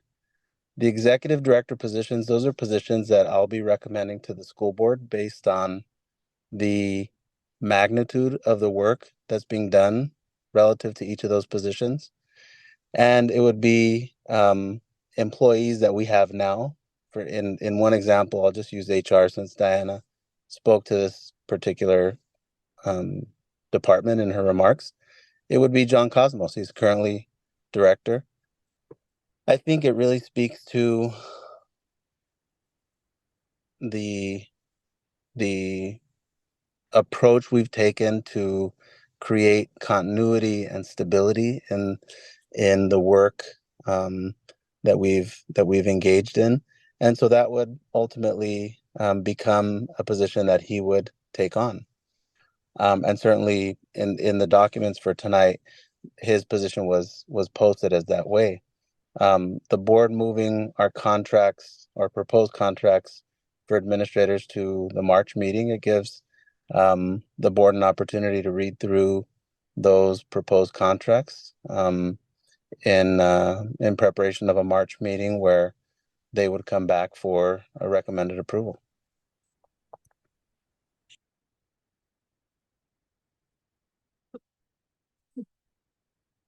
Thank you. Trustee Watkins, did you have another question? Okay. Any other clarifying questions from the board? Okay, let's go to public comment. Kathy Pratt.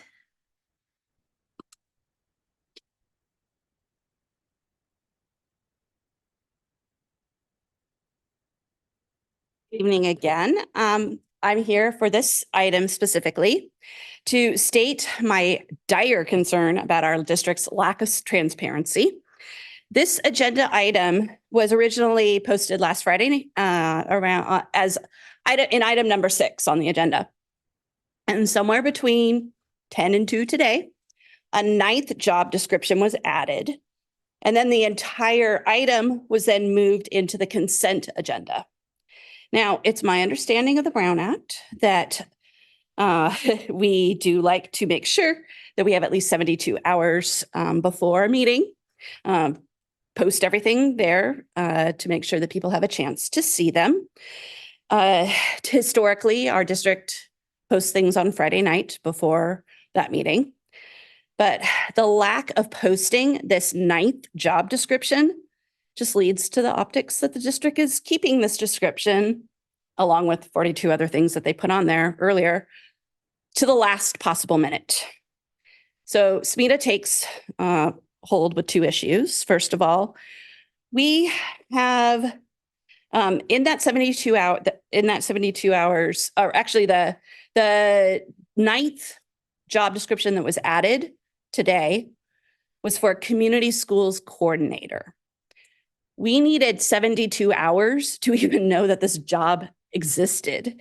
There are community members. I have a screenshot from from Tuesday at lunch that showed the 8. This one was not on there 72 hours before. We have staff members, community members, parents that have been working tirelessly on community schools. We have a district steering committee that has never seen, never even heard that a job description was in the works. We assumed, but I guess we know what happens when we assume, that we would have a chance to discuss things such as, is this going to be a certificated position? Is it going to be classified position? But is this job description even going to exist? But those discussions were never held. They never happened, leading, of course, the role to be developed as an administrative position by administrators, leaving the voice of community members, parents, and staff out again.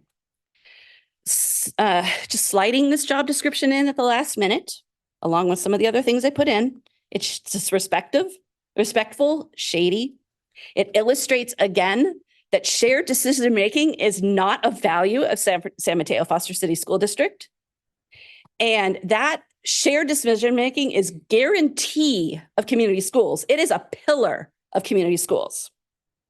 This item is up for tonight's vote, but I respectfully ask you to take out that 9th community schools job description, allow people to have notice that it even exists, and show that our district values our community schools and the input from shared decision-making. Thank you.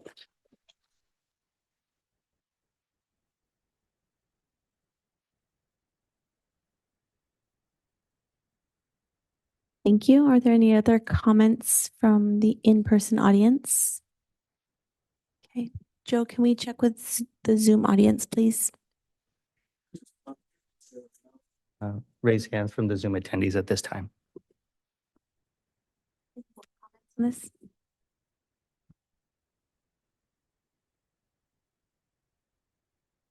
Just that I agree that any agenda items that we're reviewing should be there 72 hours ahead. And so I would, if people have not seen it and had time to review it, then maybe we could talk about postponing that one item. Perspective is actually, and we'll vote on it.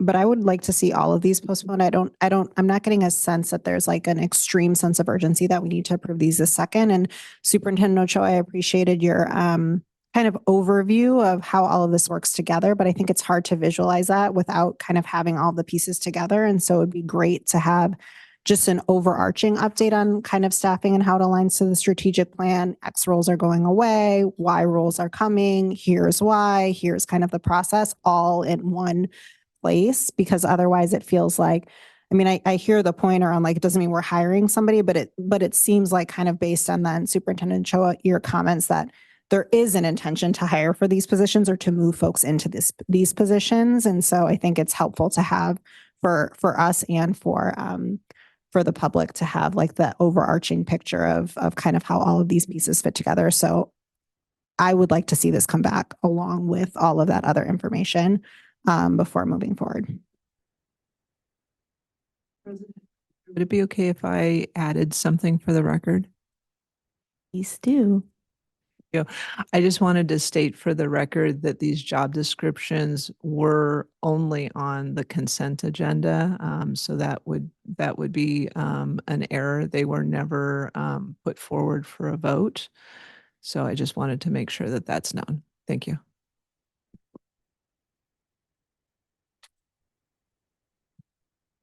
Okay, thank you. I forgot we were still in the consent agenda, sorry. Okay. I'll just add my comments. So appreciate the public comment and thank you for pointing out just the timing of everything.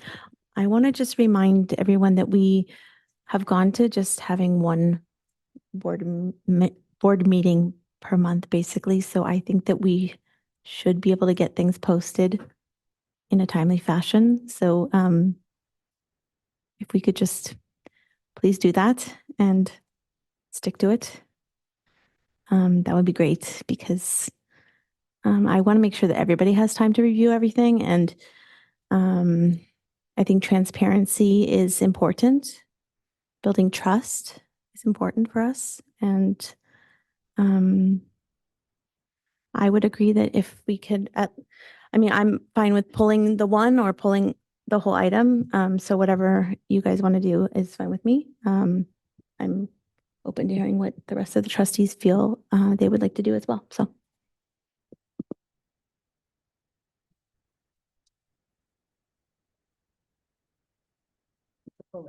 The whole item or the one?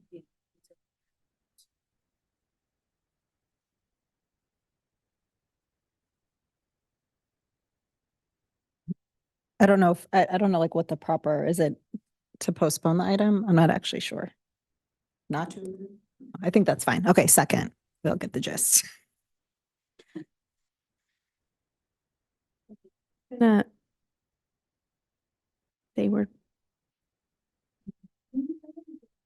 Postpone it till the next meeting, maybe, I think. Yeah. Yeah. Just wanting to make sure, like, I'm clarifying what we're doing here. Are we postponing it with instructions or are we? You made your motion, so if you got. Okay, all in favor of postponing it which is what trustee Brooks said. Thank you for the motion, and trustee Watkins, thank you for the second. All in favor, please say aye. Aye. Aye. Any opposed? Any abstentions? Okay, we have postponed item 4B5. Thank you. And I think to your point, trustee Brooks, if there's something now, probably if there's like specific things that you want to make sure it comes back with, like would be a good time to share, just so that district staff is clear. Sure, thank you. Trustee Watkins.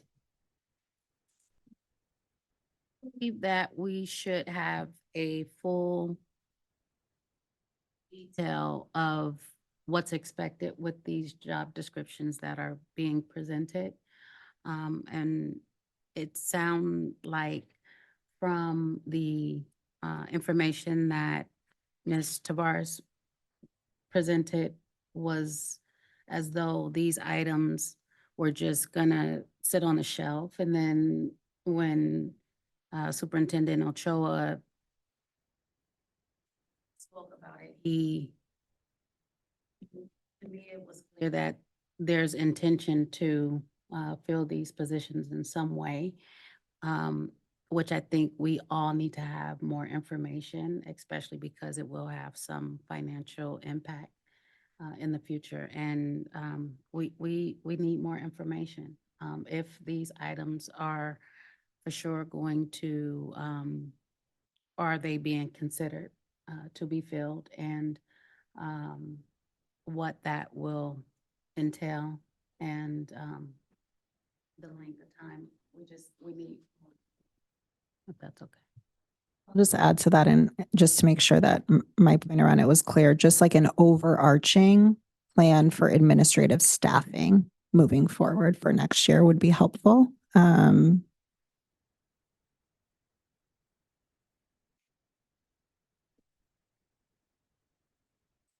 Good. Do you all mind if we take maybe a 5-minute break, 3 to 5 minutes? I just had like a, thank you. I know.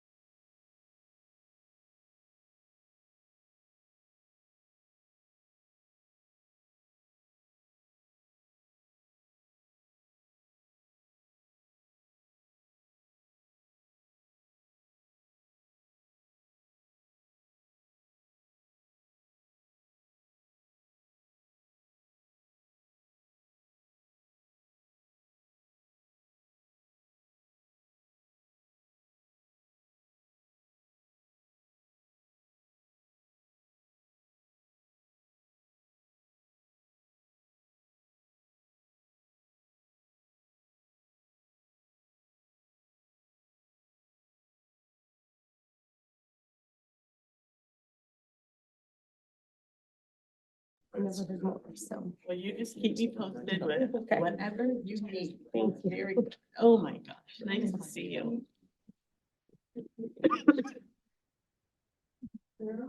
So want that pizza? We have some delivered. That's what I said back when I first seen you. What do you need? Oh, yeah, he was like, "You was nice." That's right.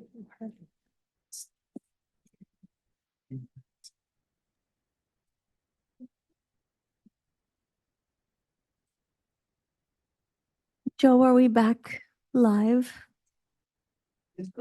Oh, great.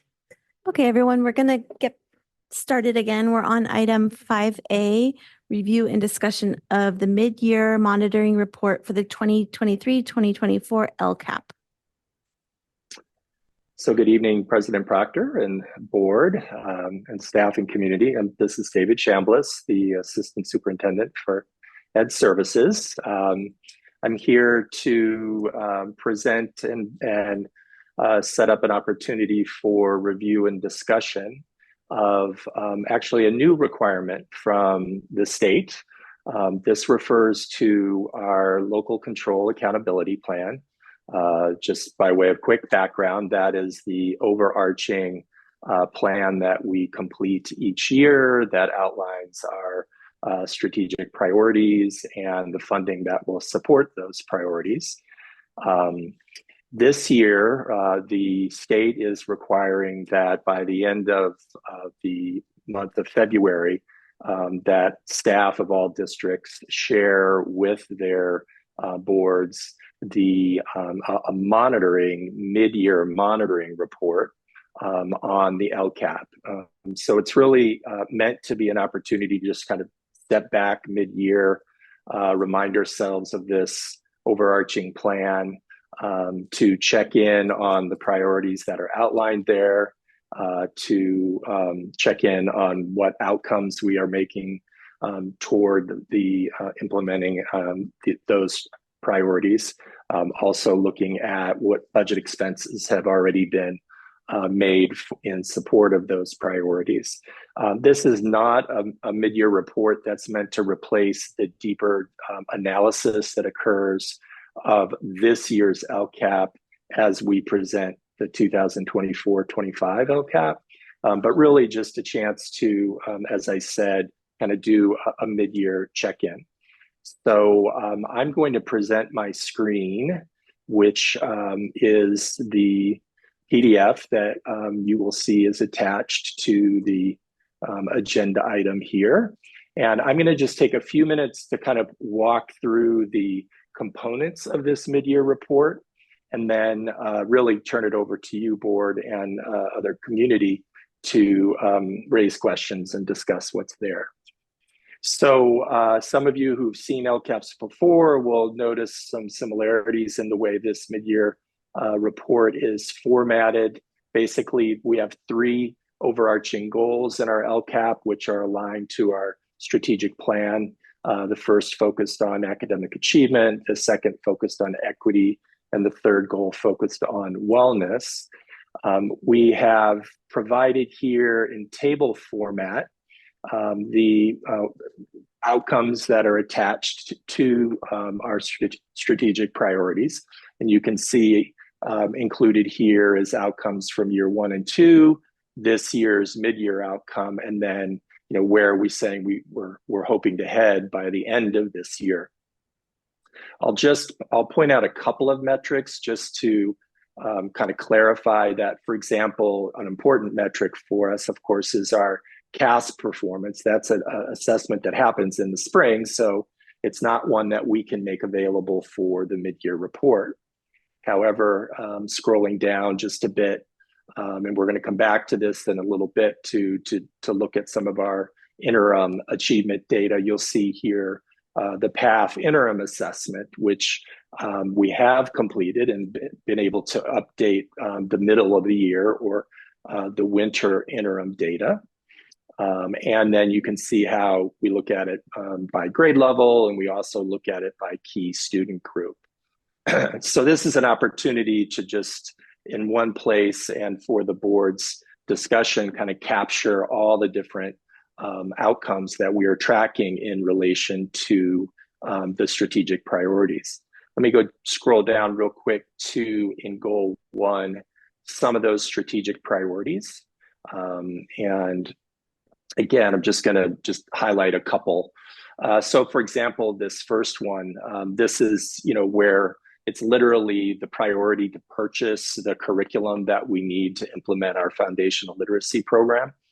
And you'll see that there's an implementation level that we are providing you, which says, yes, we are fully implementing the curricula that we have adopted on behalf of the foundational literacy work. There's a reference in mid-year outcome data back up to those outcomes that we just noted very quickly, and rather than on every single priority spelling out all the different data, it seemed more efficient to just note where you should go up to the table above. And then there's some statements that are based on other data. It can be qualitative or quantitative, which describes what we've done. In this particular case, you'll note that to the far right, there's actually been very little budget spent, because that budget that was planned is actually expected to be spent this spring to make sure we have the materials for next year. So that's the key goal that we have there. Just to pick another one, here is the Foundational Literacy Professional Development Plan. This is our plan to implement the foundational PD that we did over the summer and continue through our PD days during the school year. Again, you'll see some reference to the outcome data above and some other data and evidence, which is captured here, including some of the feedback we got from teachers as a result of the PD. And again, also the amount that was budgeted on behalf of that. I mean, the amount that was expended, as you can see, we budgeted $430,000, and we spent actually about $375 at this mid-year point. So again, that's just a quick dip into goal 1. I'm just going to scroll real quickly to the place where, and there's a lot of priorities in goal 1. And then we'll get to goal 2. And board, I'm kind of counting on you've had a chance to sort of look through this in advance and can ask some questions of me about any particular priorities or any specific information that's included here. Here's our goal around equity. Again, you'll see the expected measurable objectives.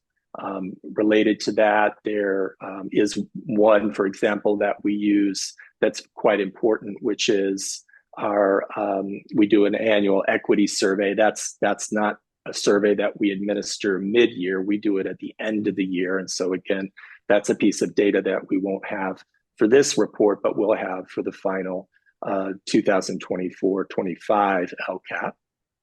And then going down to, let's just pick the first activity or priority, which is the culturally responsive and curriculum and practices work that's led by Director Bowie. And you'll note there's some references here to this being partially implemented. And that's primarily because we made some changes from last spring when we approved the plan into the fall, where we've made the decision to fold 2 TOSA positions into a coordinator position and actually shift the funding to an anti-bias education grant that we had secured.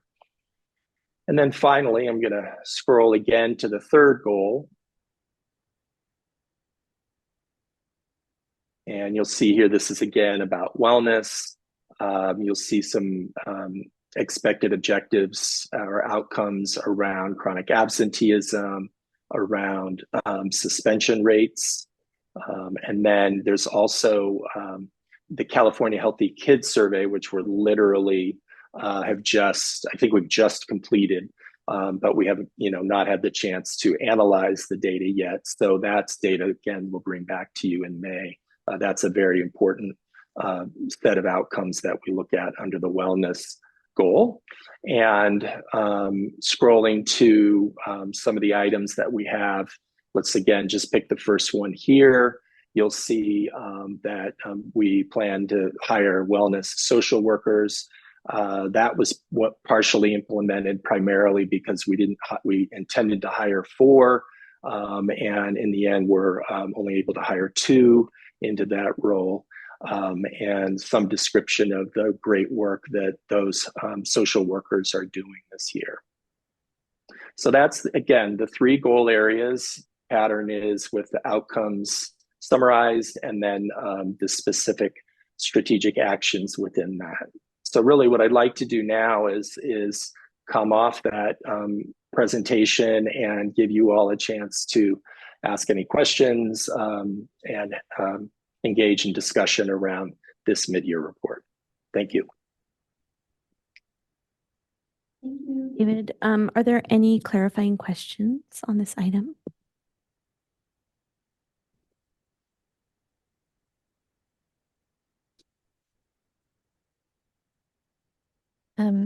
Thank you, Mr. Chambliss. I had a question about the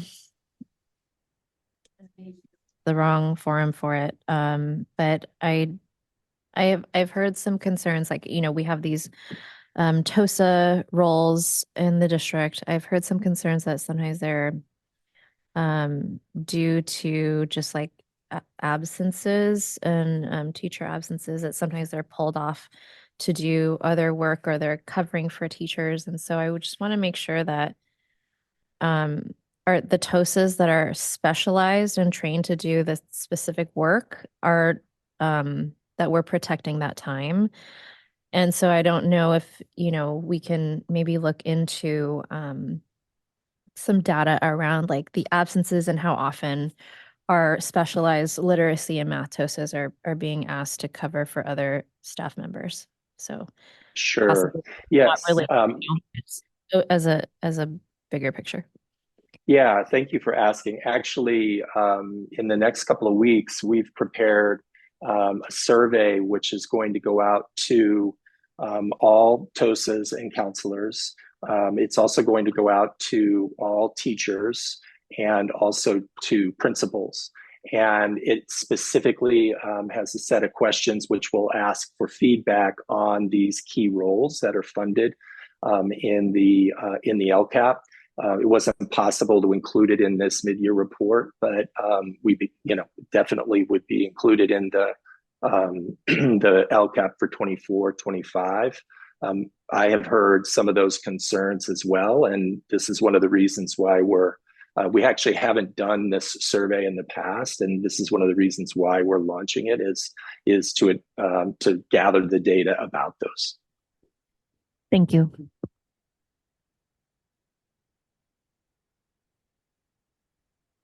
I had a question just on one of it's a couple of the data points, but one of them, like just specifically, just to pick one, and I lost my place, but I'm about to tell you my page. Hold on. I was frantically scrolling because I couldn't find it. For example, on page 4 of the PowerPoint or the slides, when I look at where we are in the middle of the year compared to where we're trying to be, it seems like we're quite far off. But then also when I look at where we want to be, it seems like a really huge target that we were trying to get to. And I'm wondering, is our target even realistic? And are we going to get close? And do you have any concerns? Like, how do you feel about where we are and in relation to where we're trying to get to? Yeah, when we originally, again, these were targets that were set 3 years ago as we were just launching, and we chose the multi-tiered support system MTSS model that any first instruction we hope would reach the goal of 80% of students would be basically, mastering the learning objective. And so we used that 80% in a number of places. I think we might want to rethink that as a goal. I like the idea, and you'll see there's other places where actually we're quite close to hitting 80%.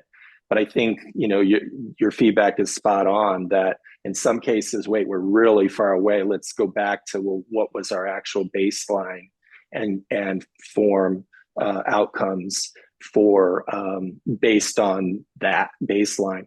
One of the kind of happy opportunities to do that is that this 3-year LCAP is coming to an end as of this year, and we're writing a new 3-year LCAP. And so that outcome setting, we can actually adjust in a way that was really discouraged by the state in kind of midstream. They don't like to see the outcomes adjusted at that point. So we probably will come back to you with some adjustments in those outcomes.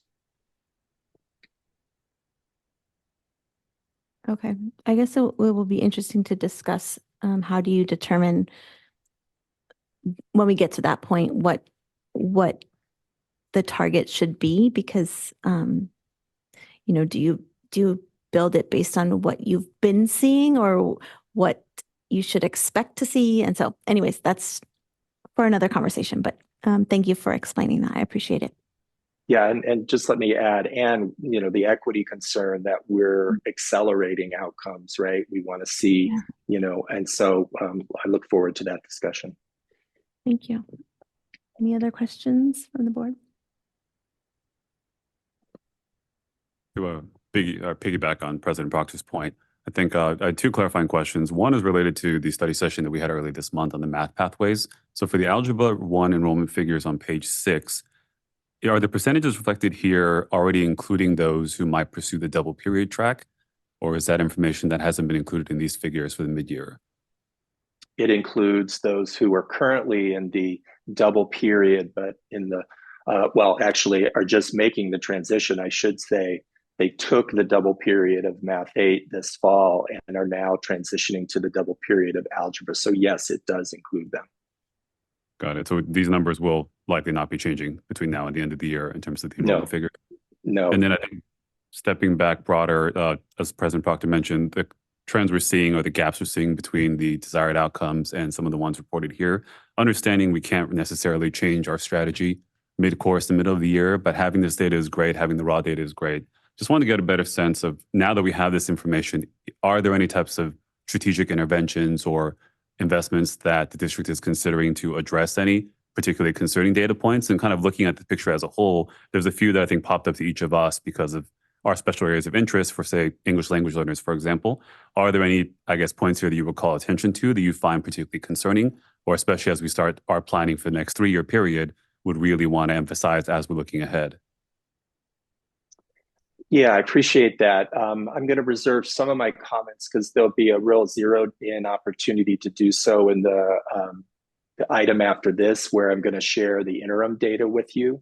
But where we're seeing some great progress, particularly in our literacy and math work, we still have persistent equity gaps that we need to address. And the question that the LCAP raises is, what are the levers that you have in midstream, to your question, to make adjustments as we see the data, we see the persistence of, or even perhaps something new crop up, that a performance problem that we didn't see before. And this is where the fact that we have a PD plan that lays out opportunities not only during the summer, but also 3 times during the school year to come back and to work and support teachers with their learning. We also have the kind of the system of teachers on special assignment who on a regular basis are looking at particularly the interim data and taking that information and talking with their principals and with the teachers at their site and talking about what adjustments can be made midstream. Those are the kinds of strategies or actions that we like, because they can be more nimble and they enable us they enable us to make those adjustments. And then it's particularly notable in the academic goal, right, where we've got these regular academic measures where we can see challenges with student performance. The wellness actions you'll see are really about getting staff in place, like our social workers, our counselors, our mental health clinicians, et cetera. And, that work is still, frankly, the expansion of the counselors and the addition of these roles is still, frankly, very early. We've really only in the year and a half of implementation and building those systems and meeting the needs of students. I mean, this is a 5-year strategic plan that the superintendent with community has developed. The LCAP is an expression of that strategic plan.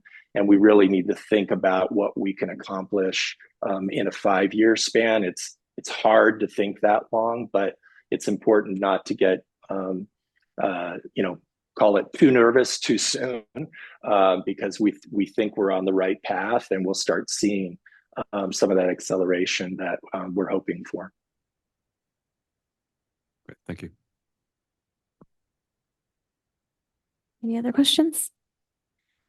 Okay, do we have any public comment in the room here? Okay, Joe, can we check if there's any public comment on Zoom? Thank you, President Proctor. There are no attendees with raised hands at this time. Ready for a board discussion on this item?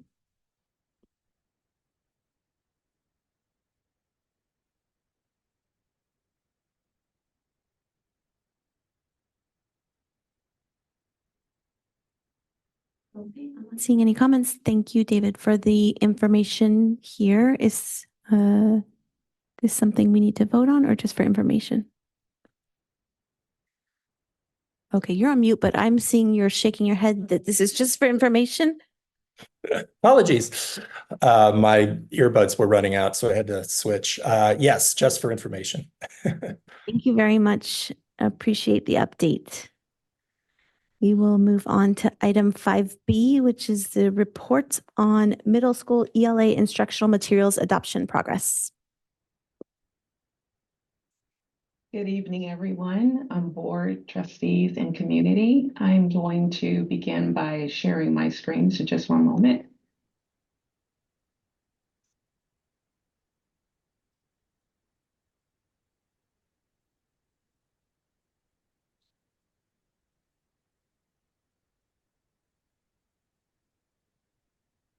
Okay. Again, good evening. I'm Kenyatta Cook, Middle School Director of Curriculum and Instruction. Joining me tonight as co-presenters are English Language Arts teachers in our district, Gail Schooley and Laura Lee Baum from Abbott Middle School, and Becca Codian from Burrell Middle School. Thank you so much, teachers, for being part of this presentation and staying on the call.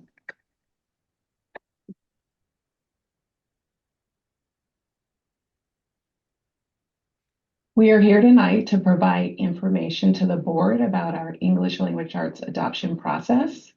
The process began in the fall of last school year. We spent the first part of the adoption reviewing guidance documents and the ELA-ELD framework and building a shared understanding of what it means to create assets-based classrooms and what it means to engage in culturally responsive teaching. Once we established this foundation as a committee, we reviewed student CAS data. The data helped to inform our selection process for materials. It was really important to the committee that they pilot curriculum with a strong integrated ELD component. So at the end of last school year, after reviewing the materials from 3 different publishers, the committee decided to pilot 2. The first pilot began at the beginning of this school year, and they piloted for the entire first quarter. And then the second pilot began at the beginning of second quarter. Before we share more about the pilot process, I want to take a minute to thank our adoption committee and the teachers who piloted materials for 2 whole quarters. Thank you to the teachers of Abbott and Burrell and Bowditch and Bayside for ensuring that we had teachers piloting materials at each grade level.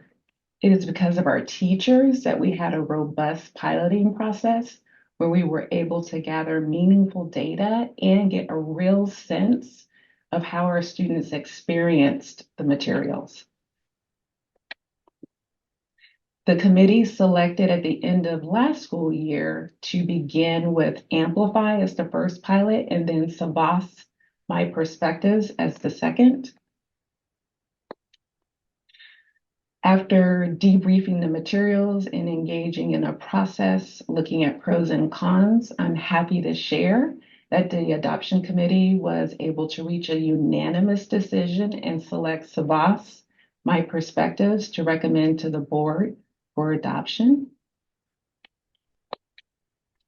Before we get into more about the process, let's take a moment here and pause. I'm going to turn it over to Gail Schooley, who's going to share from a teacher's perspective some of the program elements.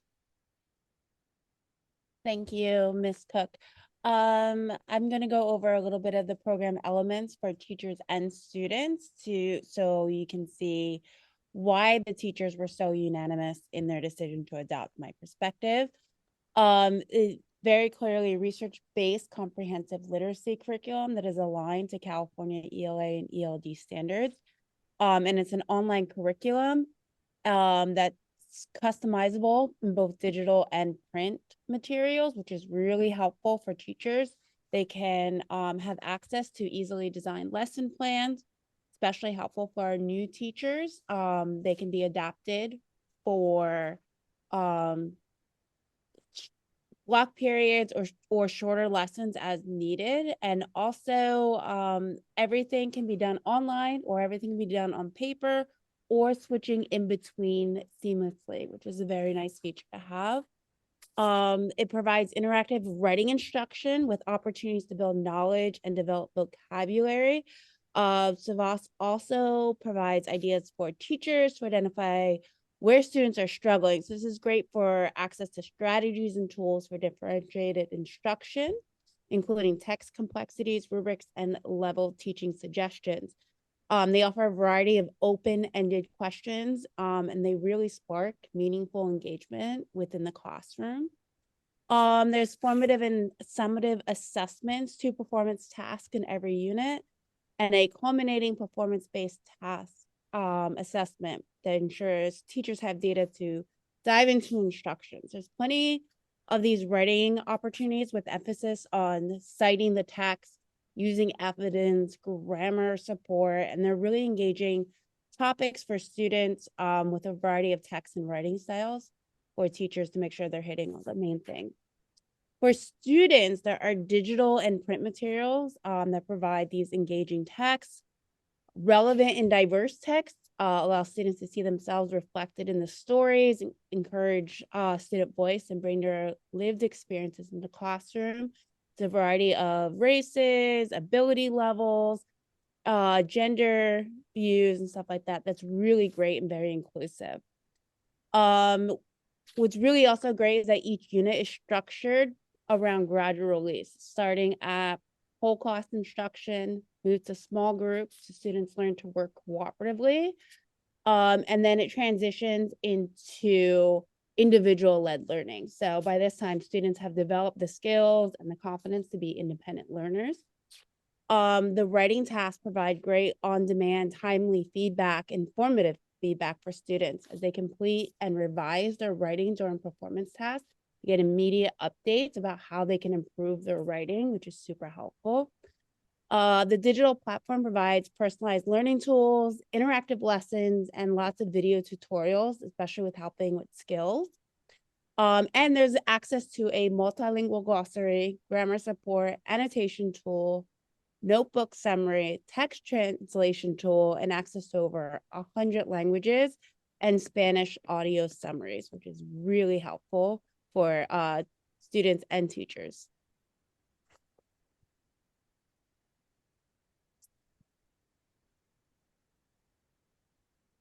Hi, I'm Becca Codian at Burrell. So one of the things that we loved the most about the My Perspectives curriculum was that it supports culturally relevant learning.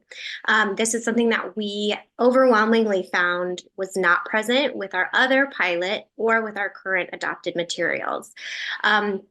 In terms of the curriculum itself, there is a wide range of authors in terms of diversity, not just in race, but in gender, ethnicity, and abilities.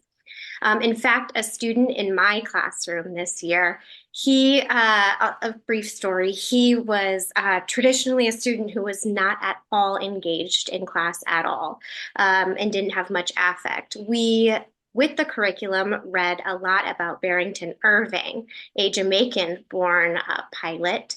And this student, I happened to catch him as we were reading this, and he was smiling and actively annotating and engaging with the text. And I was like, oh my gosh, this is incredible. I went up and talked to him after, and I asked, what's going on? What happened? And he said he flipped to it and he goes, he looks like me. And that's incredibly powerful, because with any curriculum I've ever taught, I haven't had that from students. And so what this does is it actually empowers students to be excited about the curriculum because they see themselves. So that's what's really important and what we collectively love about it.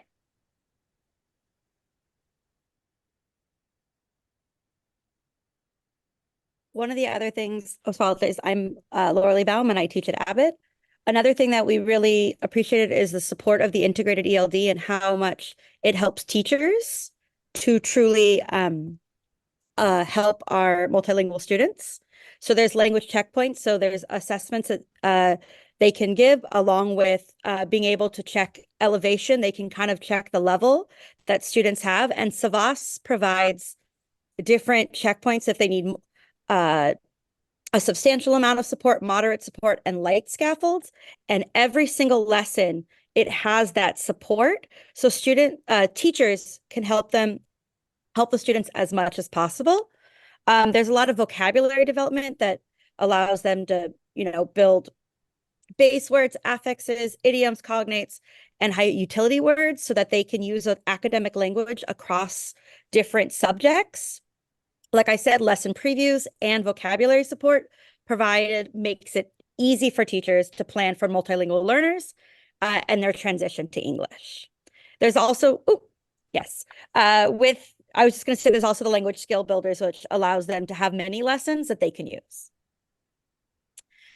Supporting for students, they have a language coach, so it can provide on-the-spot reading comprehension and language support, which adapts to them.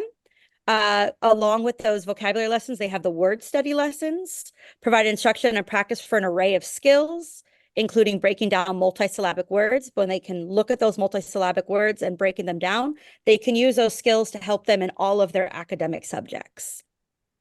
And also that emphasis on vocabulary using Latin roots. So our Spanish speakers link their home language to the new words that they can learn. They also provide bridging texts, which they summarize some of the larger texts that could be daunting for our students. They're chunked into very accessible parts. They either can have it on paper or they can listen to it. That allows them to actually access it. And one of the best things that I know supported my students, because I have several students this year who are still learning English and prefer to have their support in Spanish. The eText tool provides 100+ languages. Most programs only provide English or Spanish. This one opens it up so any language our students have in San Mateo, they could have that language translated and it could be read to them, which is really going to allow them to access the curriculum fully. Thank you. So now that you've heard quite a bit about the components from a teacher's perspective and student, let me share a little bit more with you about the student materials and what the student bundle includes. The student materials include a consumable textbook, a grammar workbook, and as previously mentioned, a writing assistant tool called Turn It In. So this gives students sentence by sentence feedback as they're writing. Their learning management dashboard, Savas, fully integrates with ClassLink, Aries, and Google Classroom. All those things we use a lot in our district. And then for the life of the adoption, we can receive up to 3 novels per student. The cost for an 8-year adoption is $1,279,897. This includes teacher additions, the student bundle that I just described, and in-person as well as virtual professional development.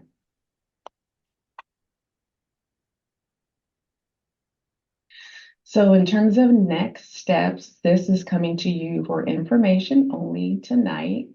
We will have the materials available for review in our district office lobby beginning on Monday. And then in March, we would like to be able to bring this item back for board action. What questions do you have for us tonight? Thank you.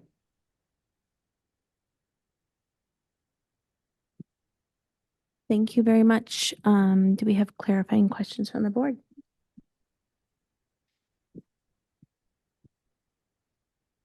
Okay, not seeing any clarifying questions. Do we have public comment from the room here?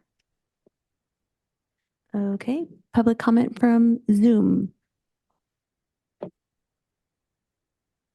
There are no public comments at this time. Board comments, please. A quick comment, a big thank you to all of the teachers who piloted this. It's a lot of work to like take new materials and work with them. And so I really appreciate your time and your hard work in helping us evaluate these materials. Thank you.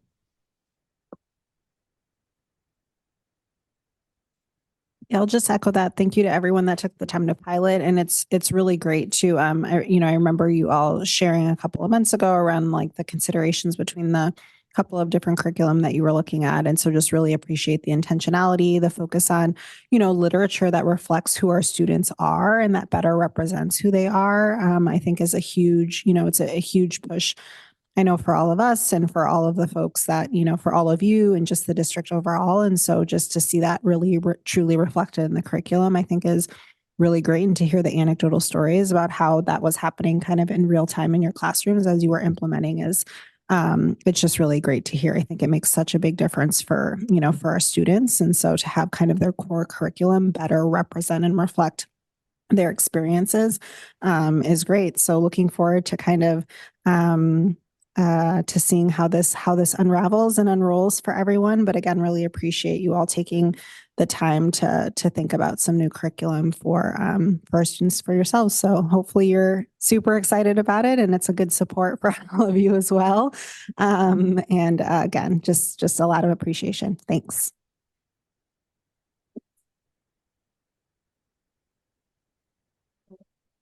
Thank you to all of the hard work that you bring to our students who obviously you are the true unsung heroes to our children and our and making sure that they get what they need.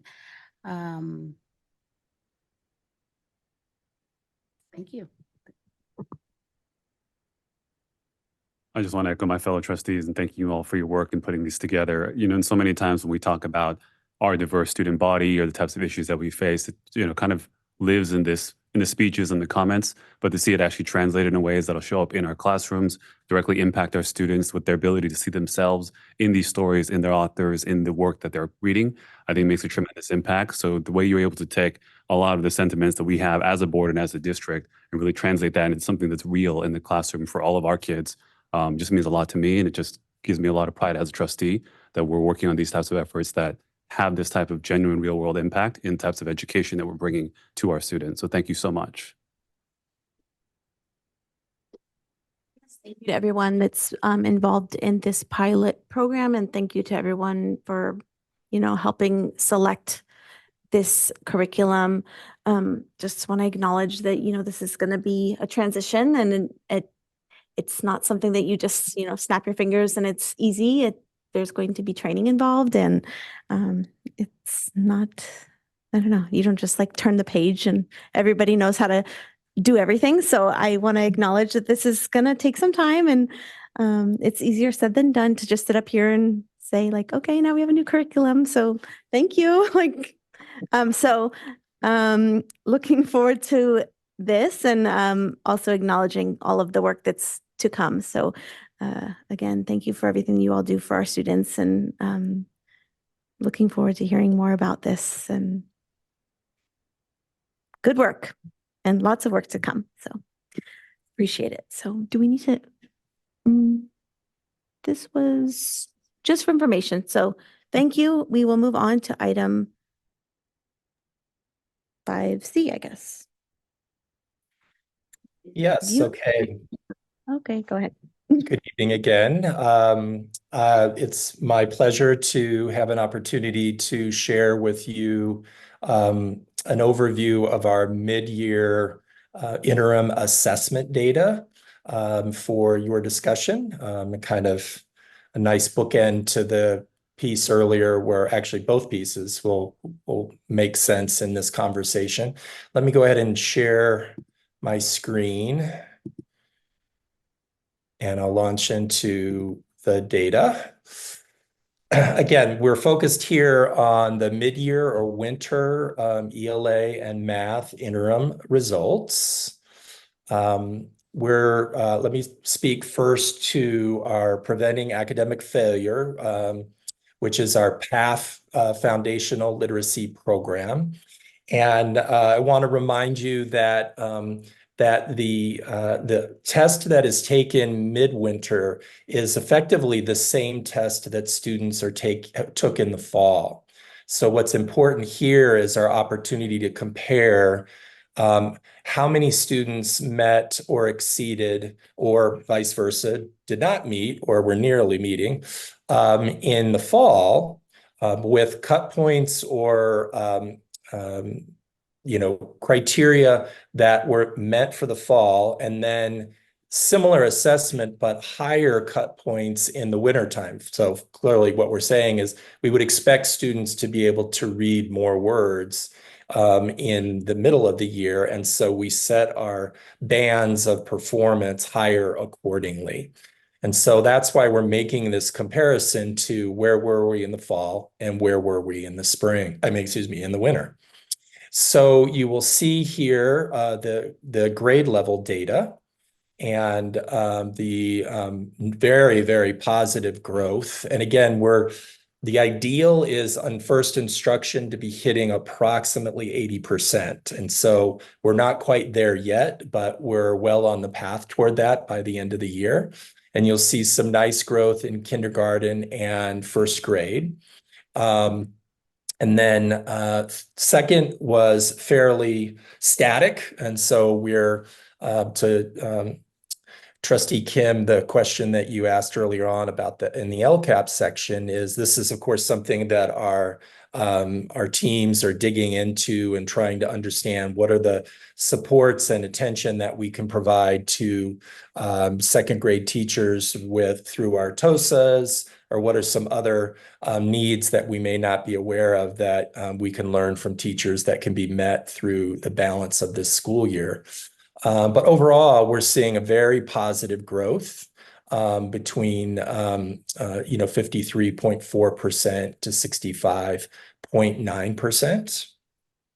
So that's looking at the data by grade level. Now let's take a look at it by key student groups. And again, we're not presenting here every student group. It is just a selection, particularly of high needs groups. And you can see the progress that was made from fall to winter for our Asian students, for our Hispanic students, for white students, for our English learners, for our socioeconomically disadvantaged, our students with disabilities, SWD, and homeless.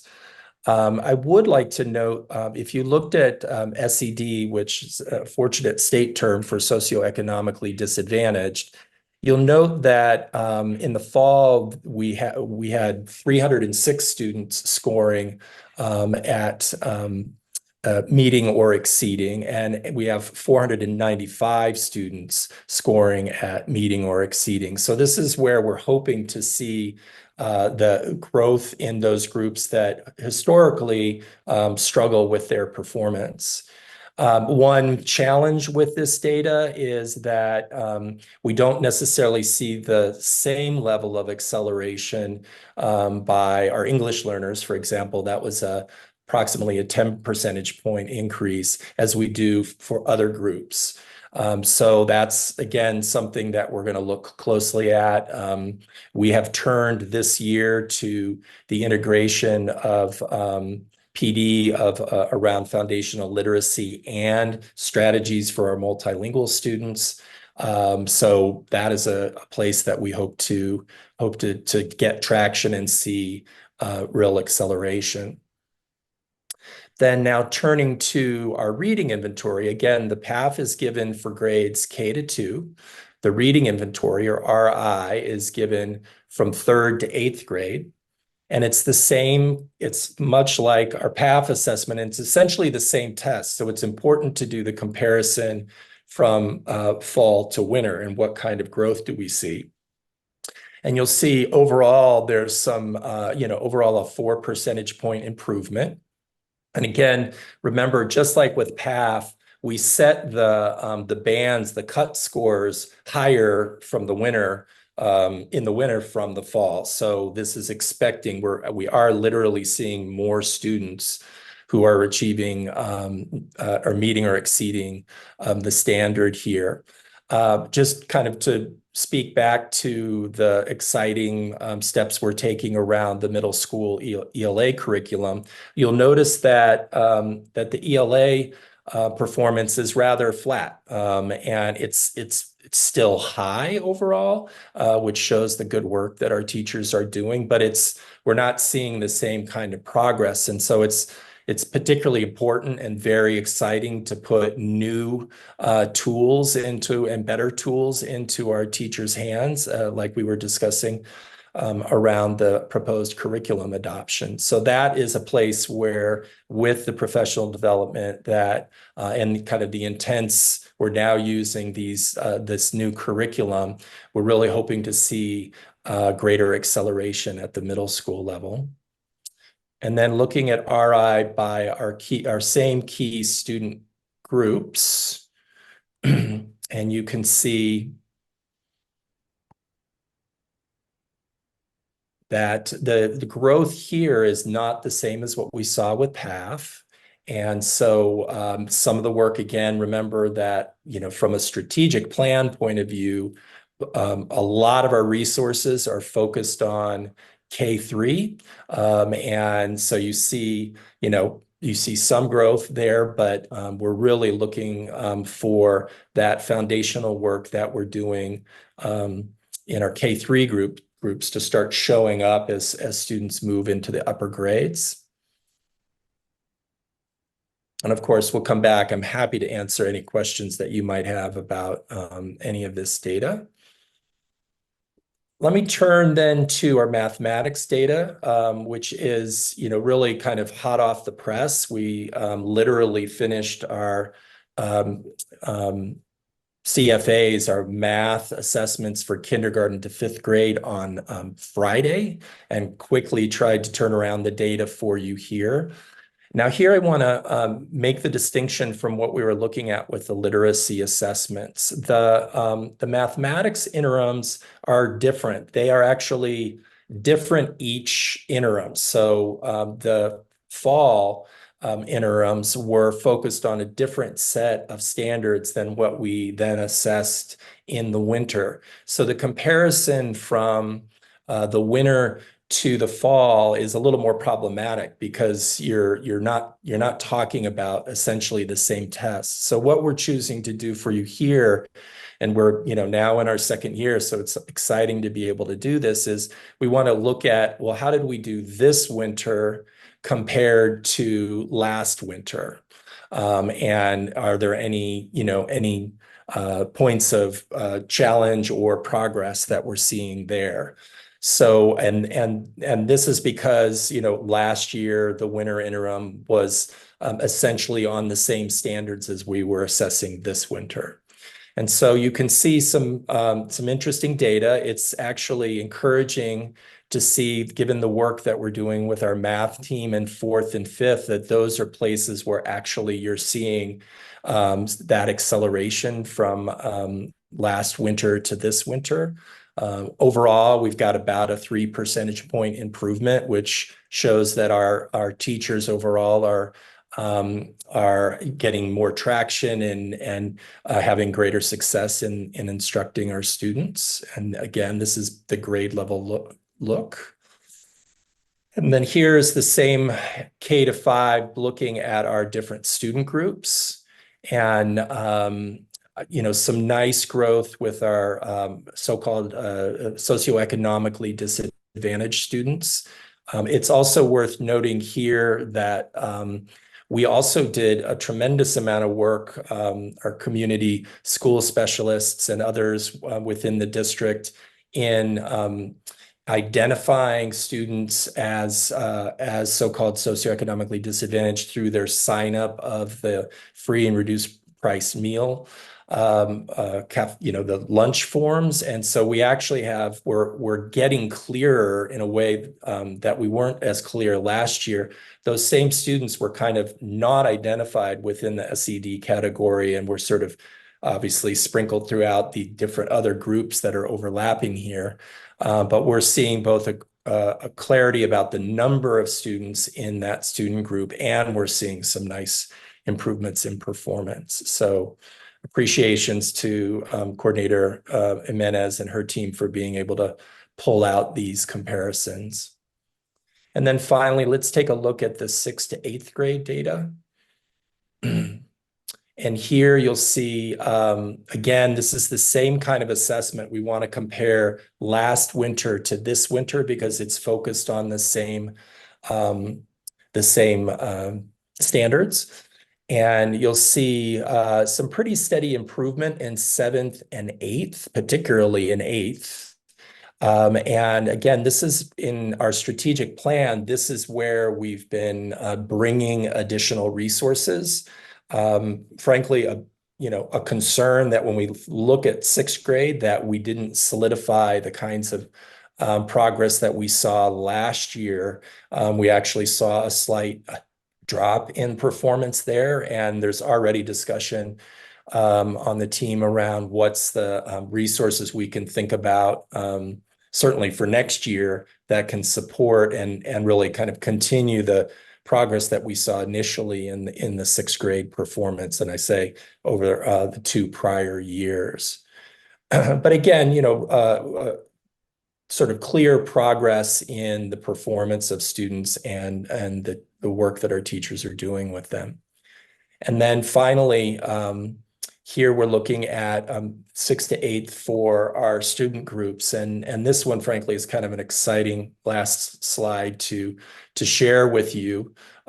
We see some pretty pronounced improvement in middle school. And again, we have a team, it's part of our strategic plan to focus work there. But we see, a 14 to 15 point gain for our Hispanic Latinx students. We see a 8.5 point for our multilingual students, 14 percentage point gain for socioeconomically disadvantaged, and about a 10 point gain for our students with disabilities. So, more to do. It's very clear we want all of those bands. We don't want the predictability by student group that we still see in our district, and we've got work to do to continue to make improvements there. But the acceleration that you're seeing here is what's going to get us there.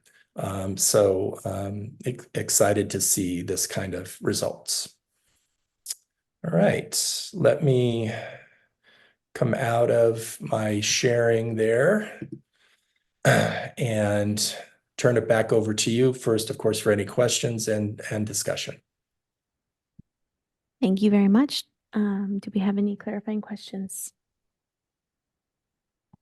I just had a question about the way that these graphs are put together. So I think, we've had updates throughout the year about achievement, and I appreciate, breaking it down by just, getting the granularity, but what I would also like to see is, and I think I've mentioned this in the past, but wanting to see the data as well for the nearly met and not met categories so that we can see, are the not met categories shrinking? Are the nearly met categories shrinking? Like, obviously they are as a whole, but I think it would help us understand at a more granular level, where we, I guess, because I think it looks different if the not met category is really huge and then the nearly met category shrinks, right? Like, even though together they might be the same, I think it's helpful to see how those categories change over time in each of these categories, in each of these bar graphs, I should say. So that would be my question, is like, can we in the future include that data as well? Yes, we can.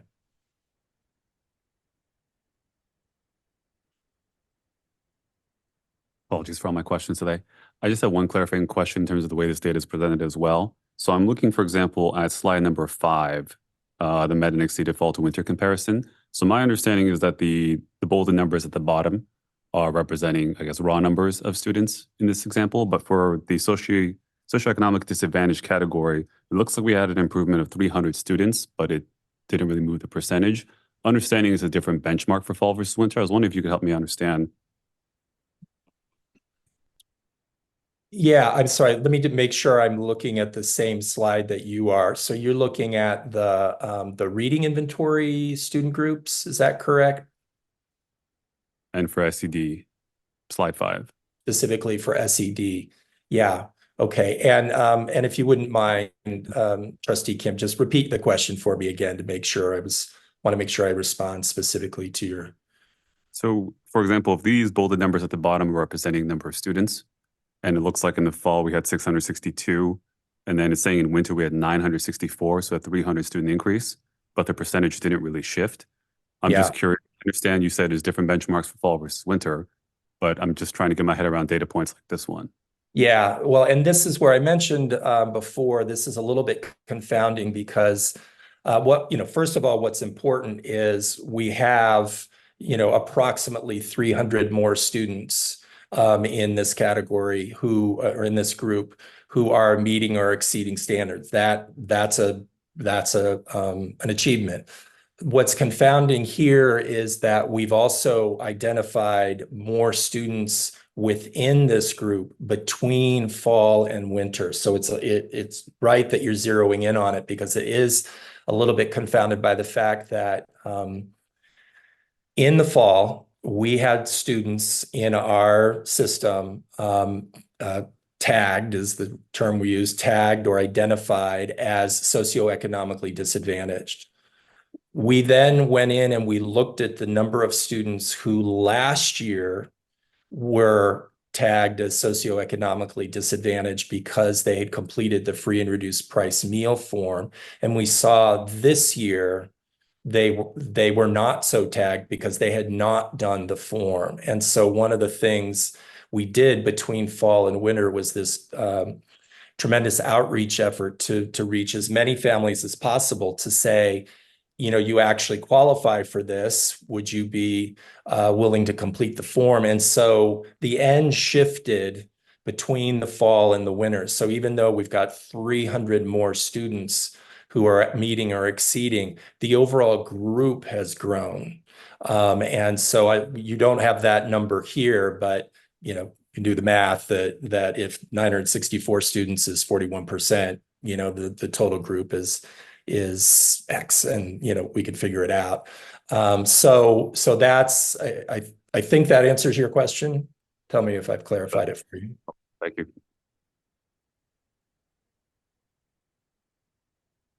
Any other questions? Okay. Any public comment in the room here? No, can we see if there's any public comment on Zoom, please? There are no public comments. Board discussion on this item, please.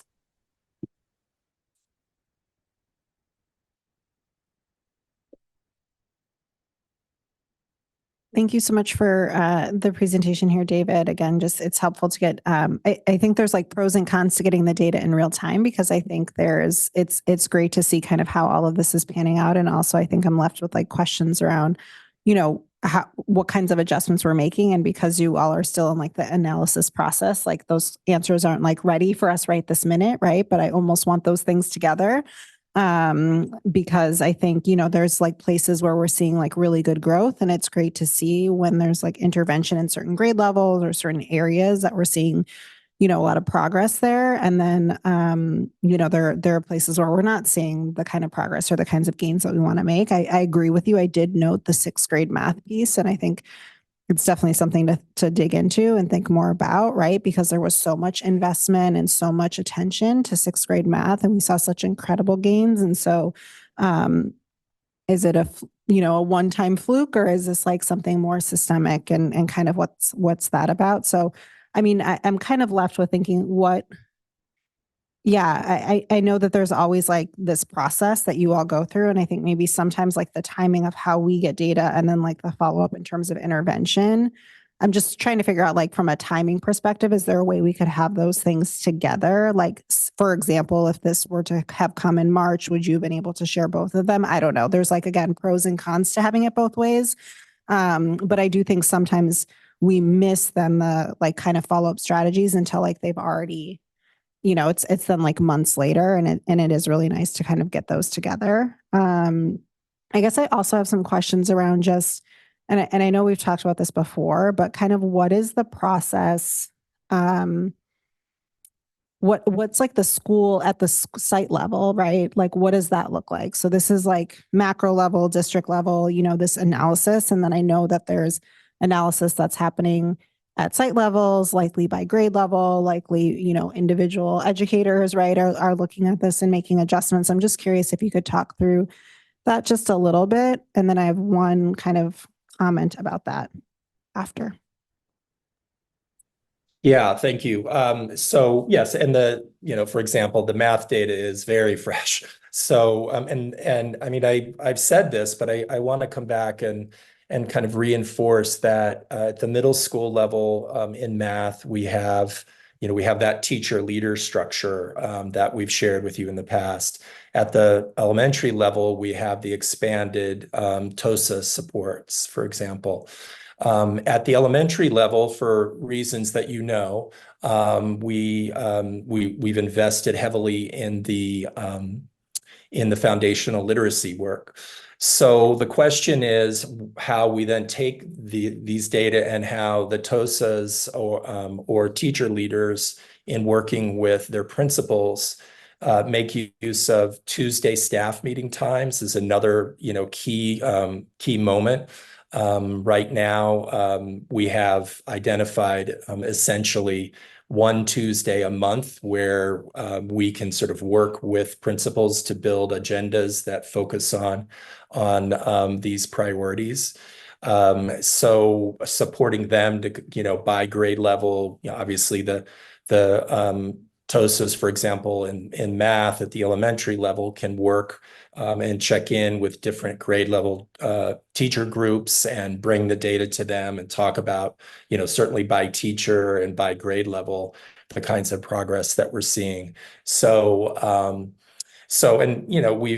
we've really worked hard to build those kind of levers up, and TOSAs meet every Friday, for example, around the literacy work to reflect on the data and what's working and what's not working, sort of build up their skills and readiness to support at the sites.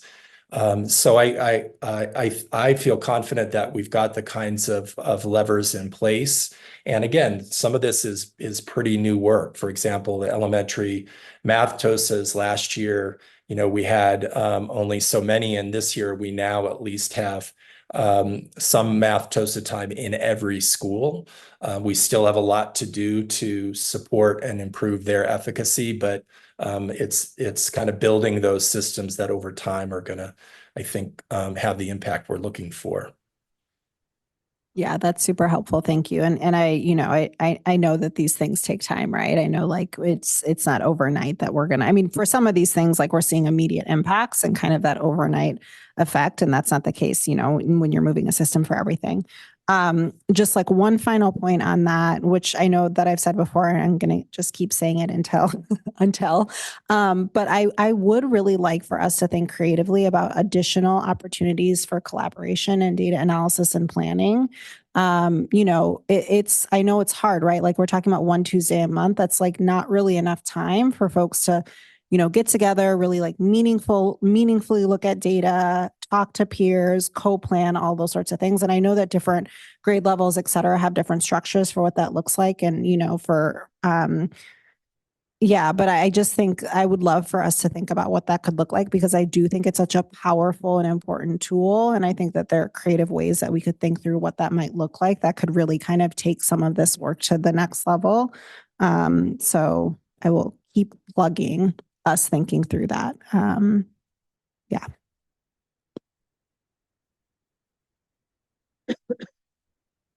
I just wanted to thank you for this presentation and again, just for sharing the data. I think when I look at these types of presentations, I sometimes will think about it as maybe a parent that maybe has a child that isn't meeting or exceeding in a particular subject and think, okay, well, what if your student isn't in one of these categories? Then what happens? And so you know, we all meet with the superintendent individually one-on-one. And I just wanted to kind of shout out his ability to pull data from different sources. And I wanted to give like this idea of maybe a future study session of maybe we could have this like case study of how data is pulled in by the district for individual students, because I think it's very interesting when you look at it instead of this like very macro level where we're just seeing bar graphs, but really the district, school sites, teachers, I mean, everybody has this ability to look at students on an individual basis from all of these different places, right? And I think, you know, we get all of this data from like CAS scores, and there's report cards, and there's these like little assessments. And sometimes it's hard to figure out when we're presented with data from all of these different sources. Well, how does it all tie together?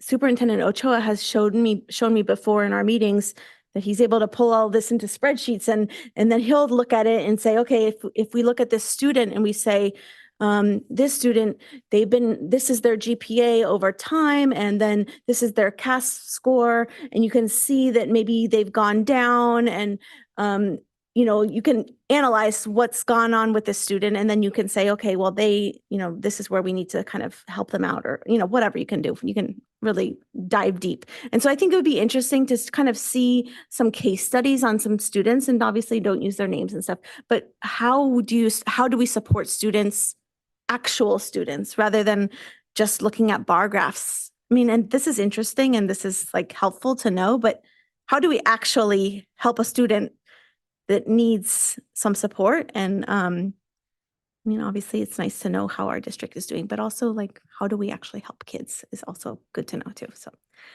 that's where I kind of think about this too, when you might be a parent that's saying, okay, this is great that there's, you know, 80-something% of students are meeting or exceeding in math, but what if you're not? And what happens then? So I appreciate this. I think this is great information, but I would also, you know, love to dive deeper in the future too. So thank you. Those are just my rambling thoughts on this. Oh, you did? Oh, sorry. I was like collecting my own thoughts. That's why I was laughing. Oh, great idea. I was just telling her that she stole my idea. Sorry. I totally said that 2 meetings ago. It's fine. So I agree. That's Yeah. what Okay. she Yeah. said. It sounded like a great idea. Any other comments? Let me. Okay. Make a quick comment. Yes. If I recall a discussion regarding intentionally flagging these students, have we gotten to a place that we've implemented some strategies in doing that. We've identified some ways of doing that, and I believe we mentioned the site counselors would look at their individual students, and when they are performing at a certain level, they would intentionally flag them, and then we would put resources in place for them. Yeah, I'll speak very briefly just to your question. Just to recall that, part of the shift that we're working on and that our teachers are really excited about is this different way, for example, of teaching mathematics, right? Where we're focusing in first instruction, right? The instruction that all kids receive on the collaborative conversations and sort of the mindsets that students have. You heard a lot about this at the study session on K-8 math. And so I don't want to underestimate, I don't think we can overstate the importance of that shifting in our approach to, for example, teaching mathematics in terms of serving students who historically have been underperforming.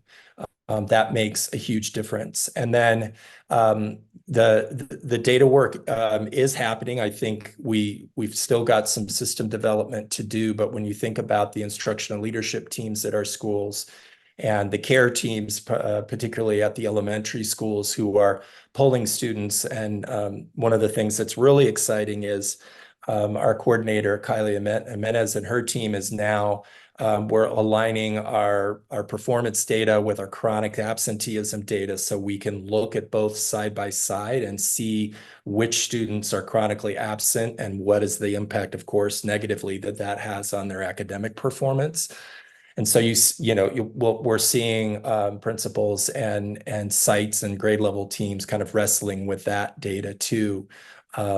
Yes, so more to come, because I've always loved the invitation to come back and have a deeper dive in a study session. So we could try to certainly do more then. Thank you.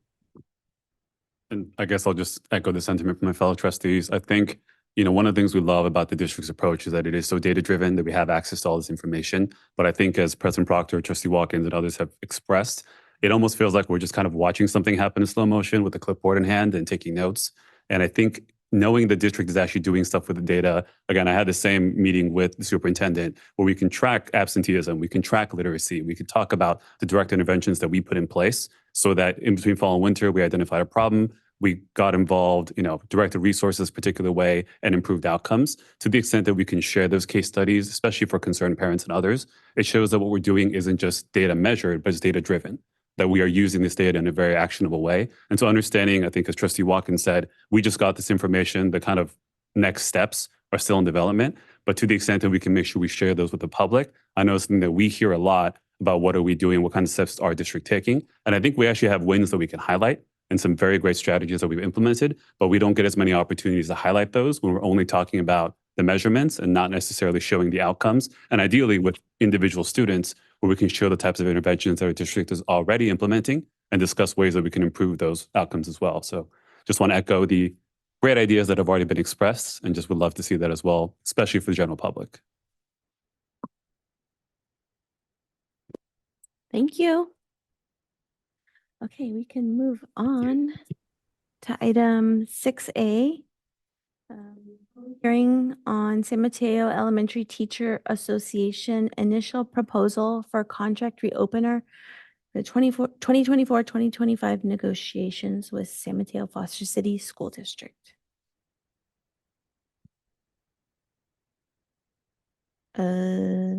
Opening the public hearing at 8:41 p.m.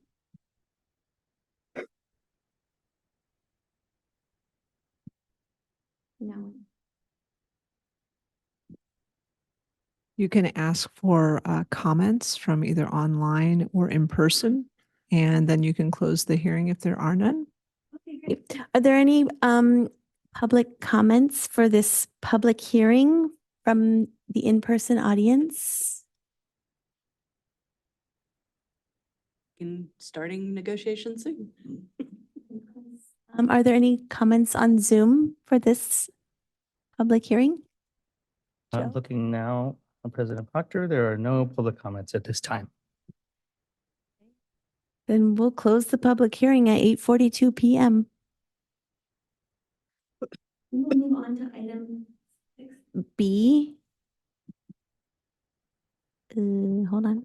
Approval of the San Mateo Elementary Teachers Association initial proposal for the contract reopeners for the 2024-2025 negotiations with San Mateo-Foster City School District. That's it. Just ask for your approval of the Sunshine proposal. Okay, are there any clarifying questions from the board?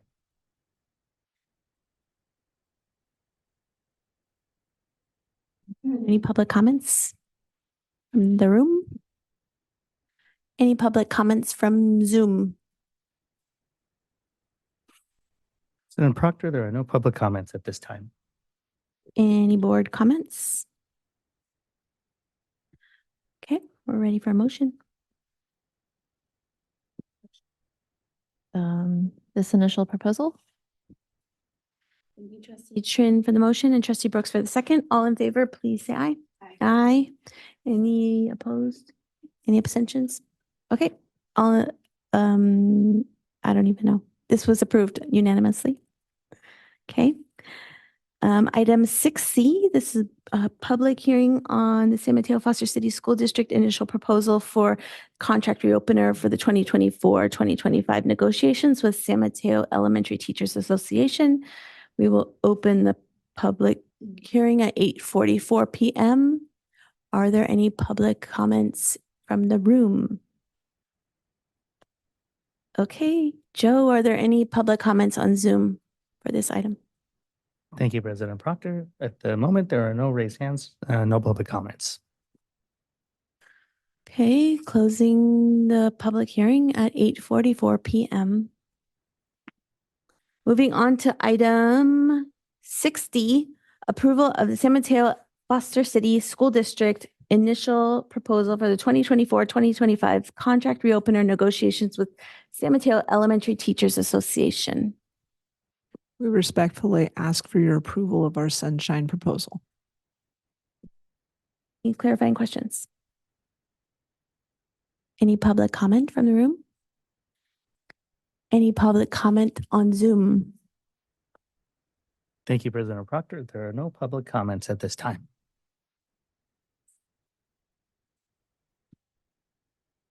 I will take a motion. Trustee Brooks for the motion and Trustee Kim for the second. All in favor, please say aye. Aye. Any opposed? Any abstentions? Okay, this is approved unanimous. Moving on to 6E, approval of employment contracts. Oh, sorry, this is not happening tonight, sorry. 6F.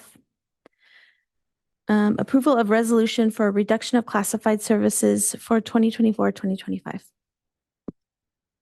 We bring to you the approval for reduction in staff for this year as stated in the agenda item. Are there any clarifying questions from the board?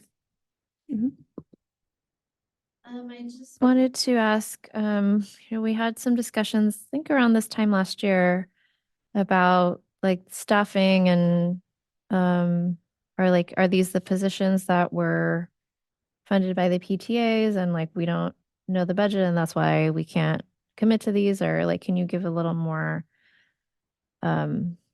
maybe additional context if you can around this? Like are we talking about the same positions as we did last year? And anyway, yeah, go ahead. That question. Indeed, the funding source is similar to last year, and the process for PTAs at every school site is that they need to take a vote to decide whether they can fund the positions for next year. And not all of them have their budgets completed as of yet. Last year, we were able to significantly shrink the number of reductions after the board took action.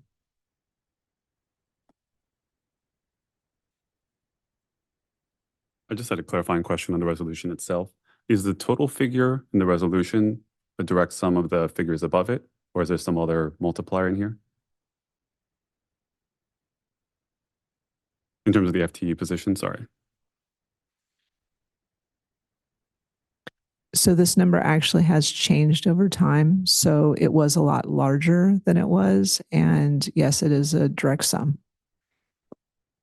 Mental math, and please correct me if it doesn't add up. I think it adds up to 6.45.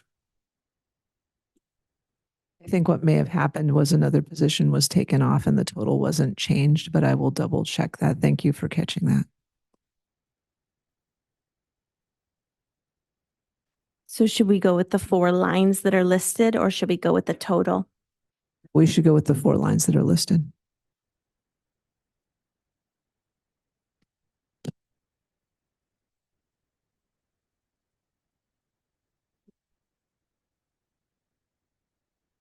Any any public comments?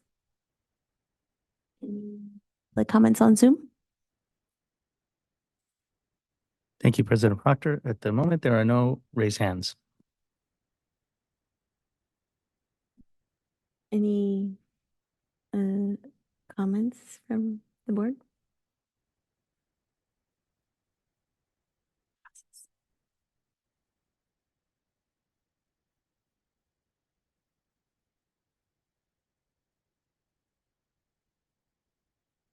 Jen.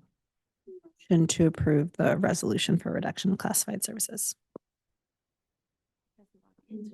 Trustee Trin for the second. All in favor, please say aye. Aye. Any opposed? Any abstentions? Okay, this passes unanimously. Well, I clarified before that we were going to go with the 4 lines in the clarifying question, so I think we're probably okay. You'll update Good. We will make the correction and then submit it for your signature at a later date. Thank you. Okay. So moving on to item 7, which is board member statements and requests for future agenda items.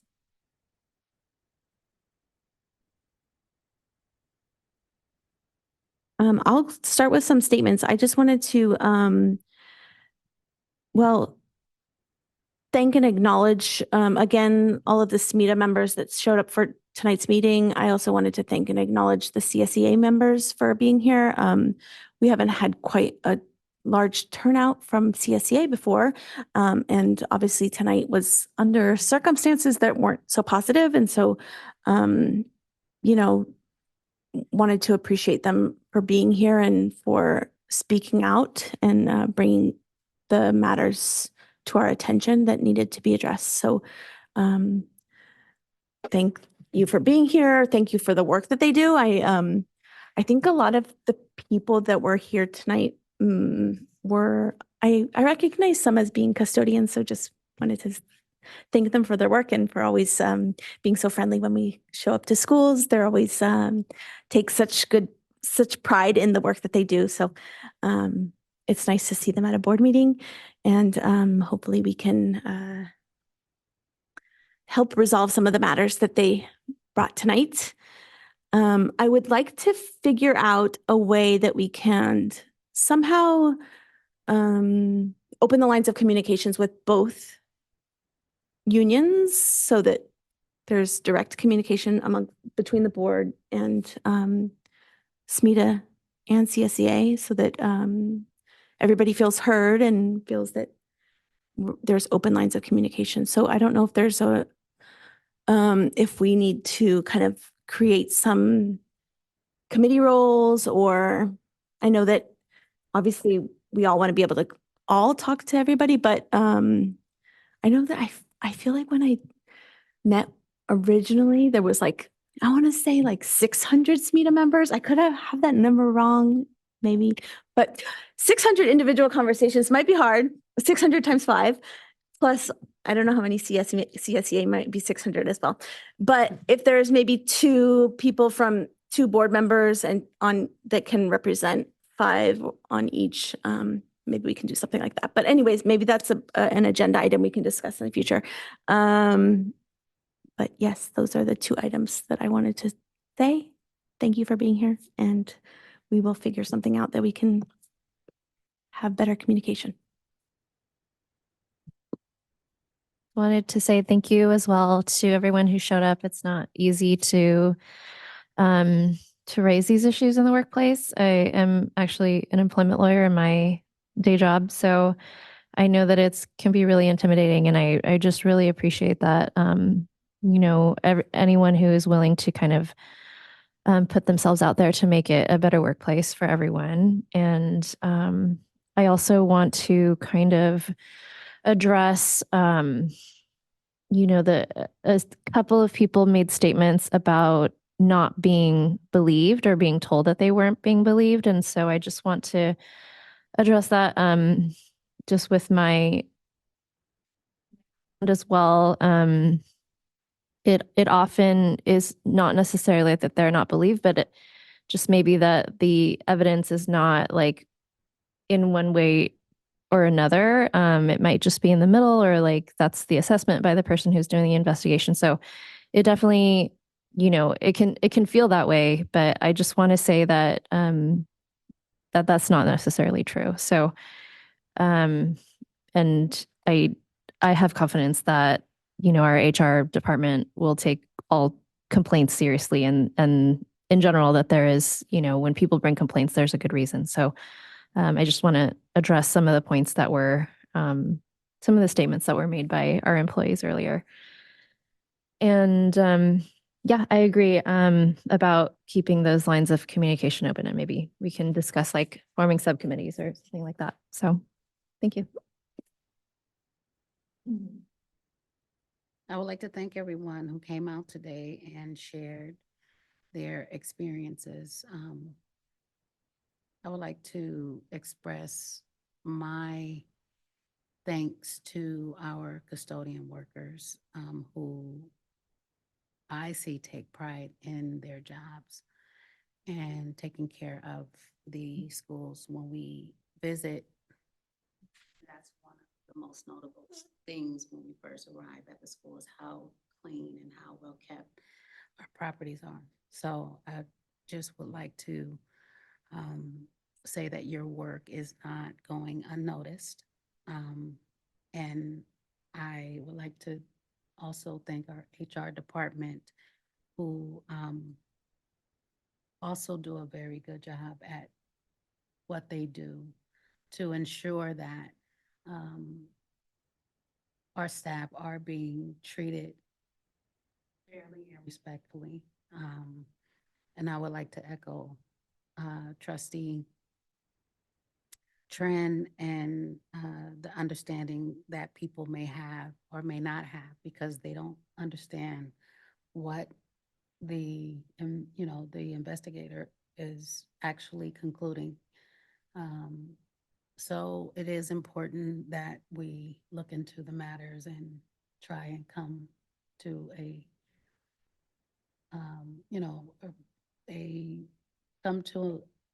some kind of conclusion of how we can make it a better workplace for our staff. Thank you.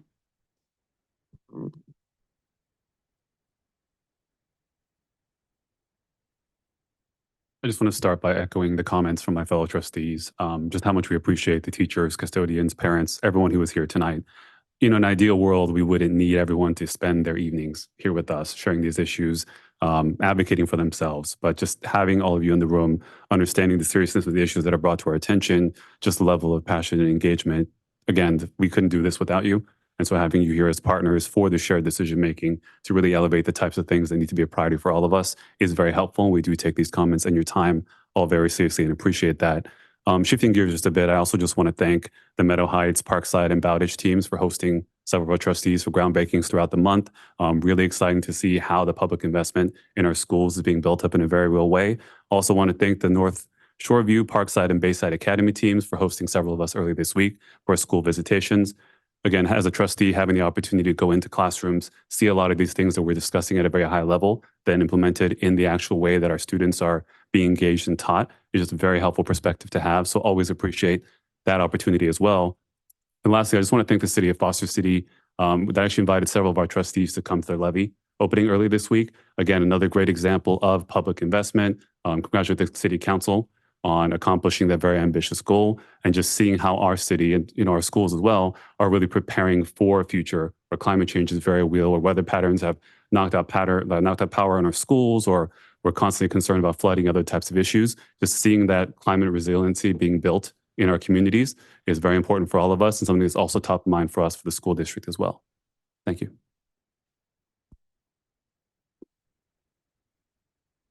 Thanks everybody for being here tonight. It's always, a mixed bag when you have a full house with folks, that are sharing a wide range of perspectives, but it's always good, right? Just to have, to make sure that we're in the loop about what's going on. So really appreciate all the attendance tonight. And I know it's been a long night and we still have some folks holding strong in the audience. So appreciate all of you. I had a couple requests for future agenda items. When we pulled the USDA one from consent, it made me remember that we had previously requested to have nutrition just generally and kind of food services come up as an agenda item. And I don't think we've seen that come back this way. So I think that would be great for us to talk about. I know that it seems like there's cost savings based on the agenda item that we would be putting into some aspect of kind of food and nutrition services. So it'd be great to really think creatively about what that looks like and kind of just look at that a little bit more to ensure that we're providing the best access to quality nutrition for all of our kids. So I would love to see that again. And then why did I just lose my train of thought? This is why I write things down.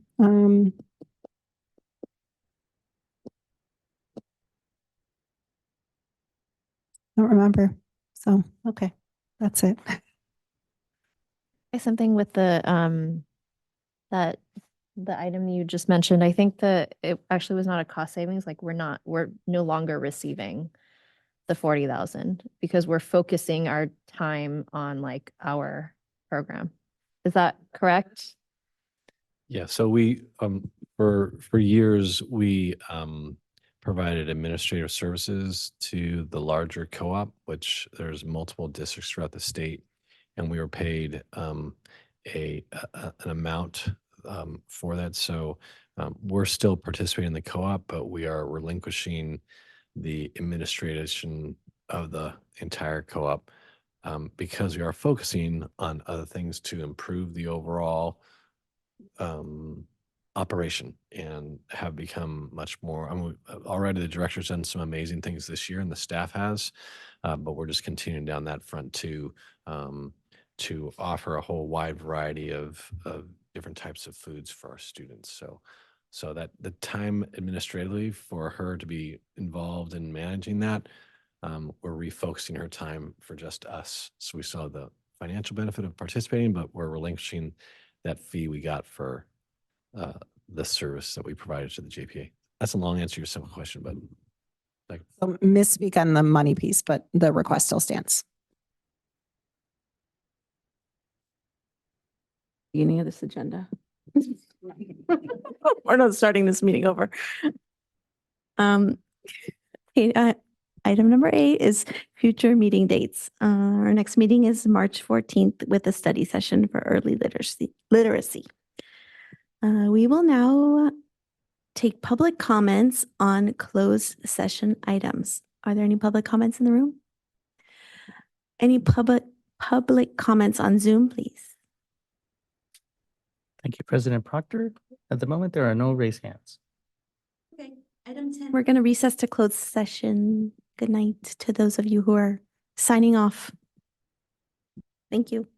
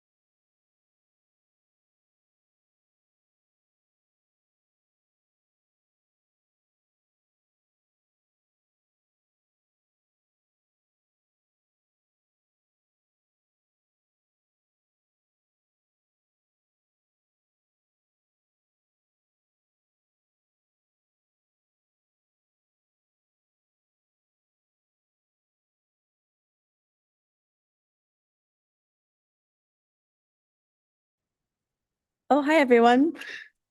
We are reconvening to open session with a report out from closed session. By a vote of 5-0 of all trustees present, okay. One probationary certificated employee was non-reelected as a certificated employee effective June 30th, 2024. By a vote of 5-0 of all trustees present, one probationary certificated administrator was non-reelected as a certificated administrator effective June 30th, 2024.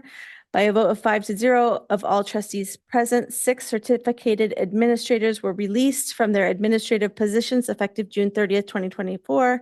By a vote of 5-0 of all trustees present, 6 certificated administrators were reassigned to certificated positions effective July 1st, 2024. Okay. Conference with legal counsel, existing litigation, government code section 54956.9D1, one case, student versus San Mateo-Foster City School District, Office of Administrative Hearings, case number 20. Pause. Okay, yeah. Sorry, just want to make sure. Case number 2023100826. Item number 10.A, a majority of the board voted 5-0 to approve a compromise agreement in Office of Administrative Hearings, case number 2023100826, to resolve claims raised against the district in exchange for $70,000 in funding for a student's educational expenses incurred during the 2021-2022 school year, extended school year 2022, and the 2022-2023 school year through October 2022. That's all for closed session. I will now take a motion to adjourn if anyone would like to make one. Thank you, Trustee Brooks for the motion, Trustee Kim for the second. All in favor, please say aye. Aye. Aye. That's 5 votes to adjourn. So we are adjourned at 10:32 p.m. Thank you, everyone. Oh, I got scared reading that because I was like, wait, am I about to say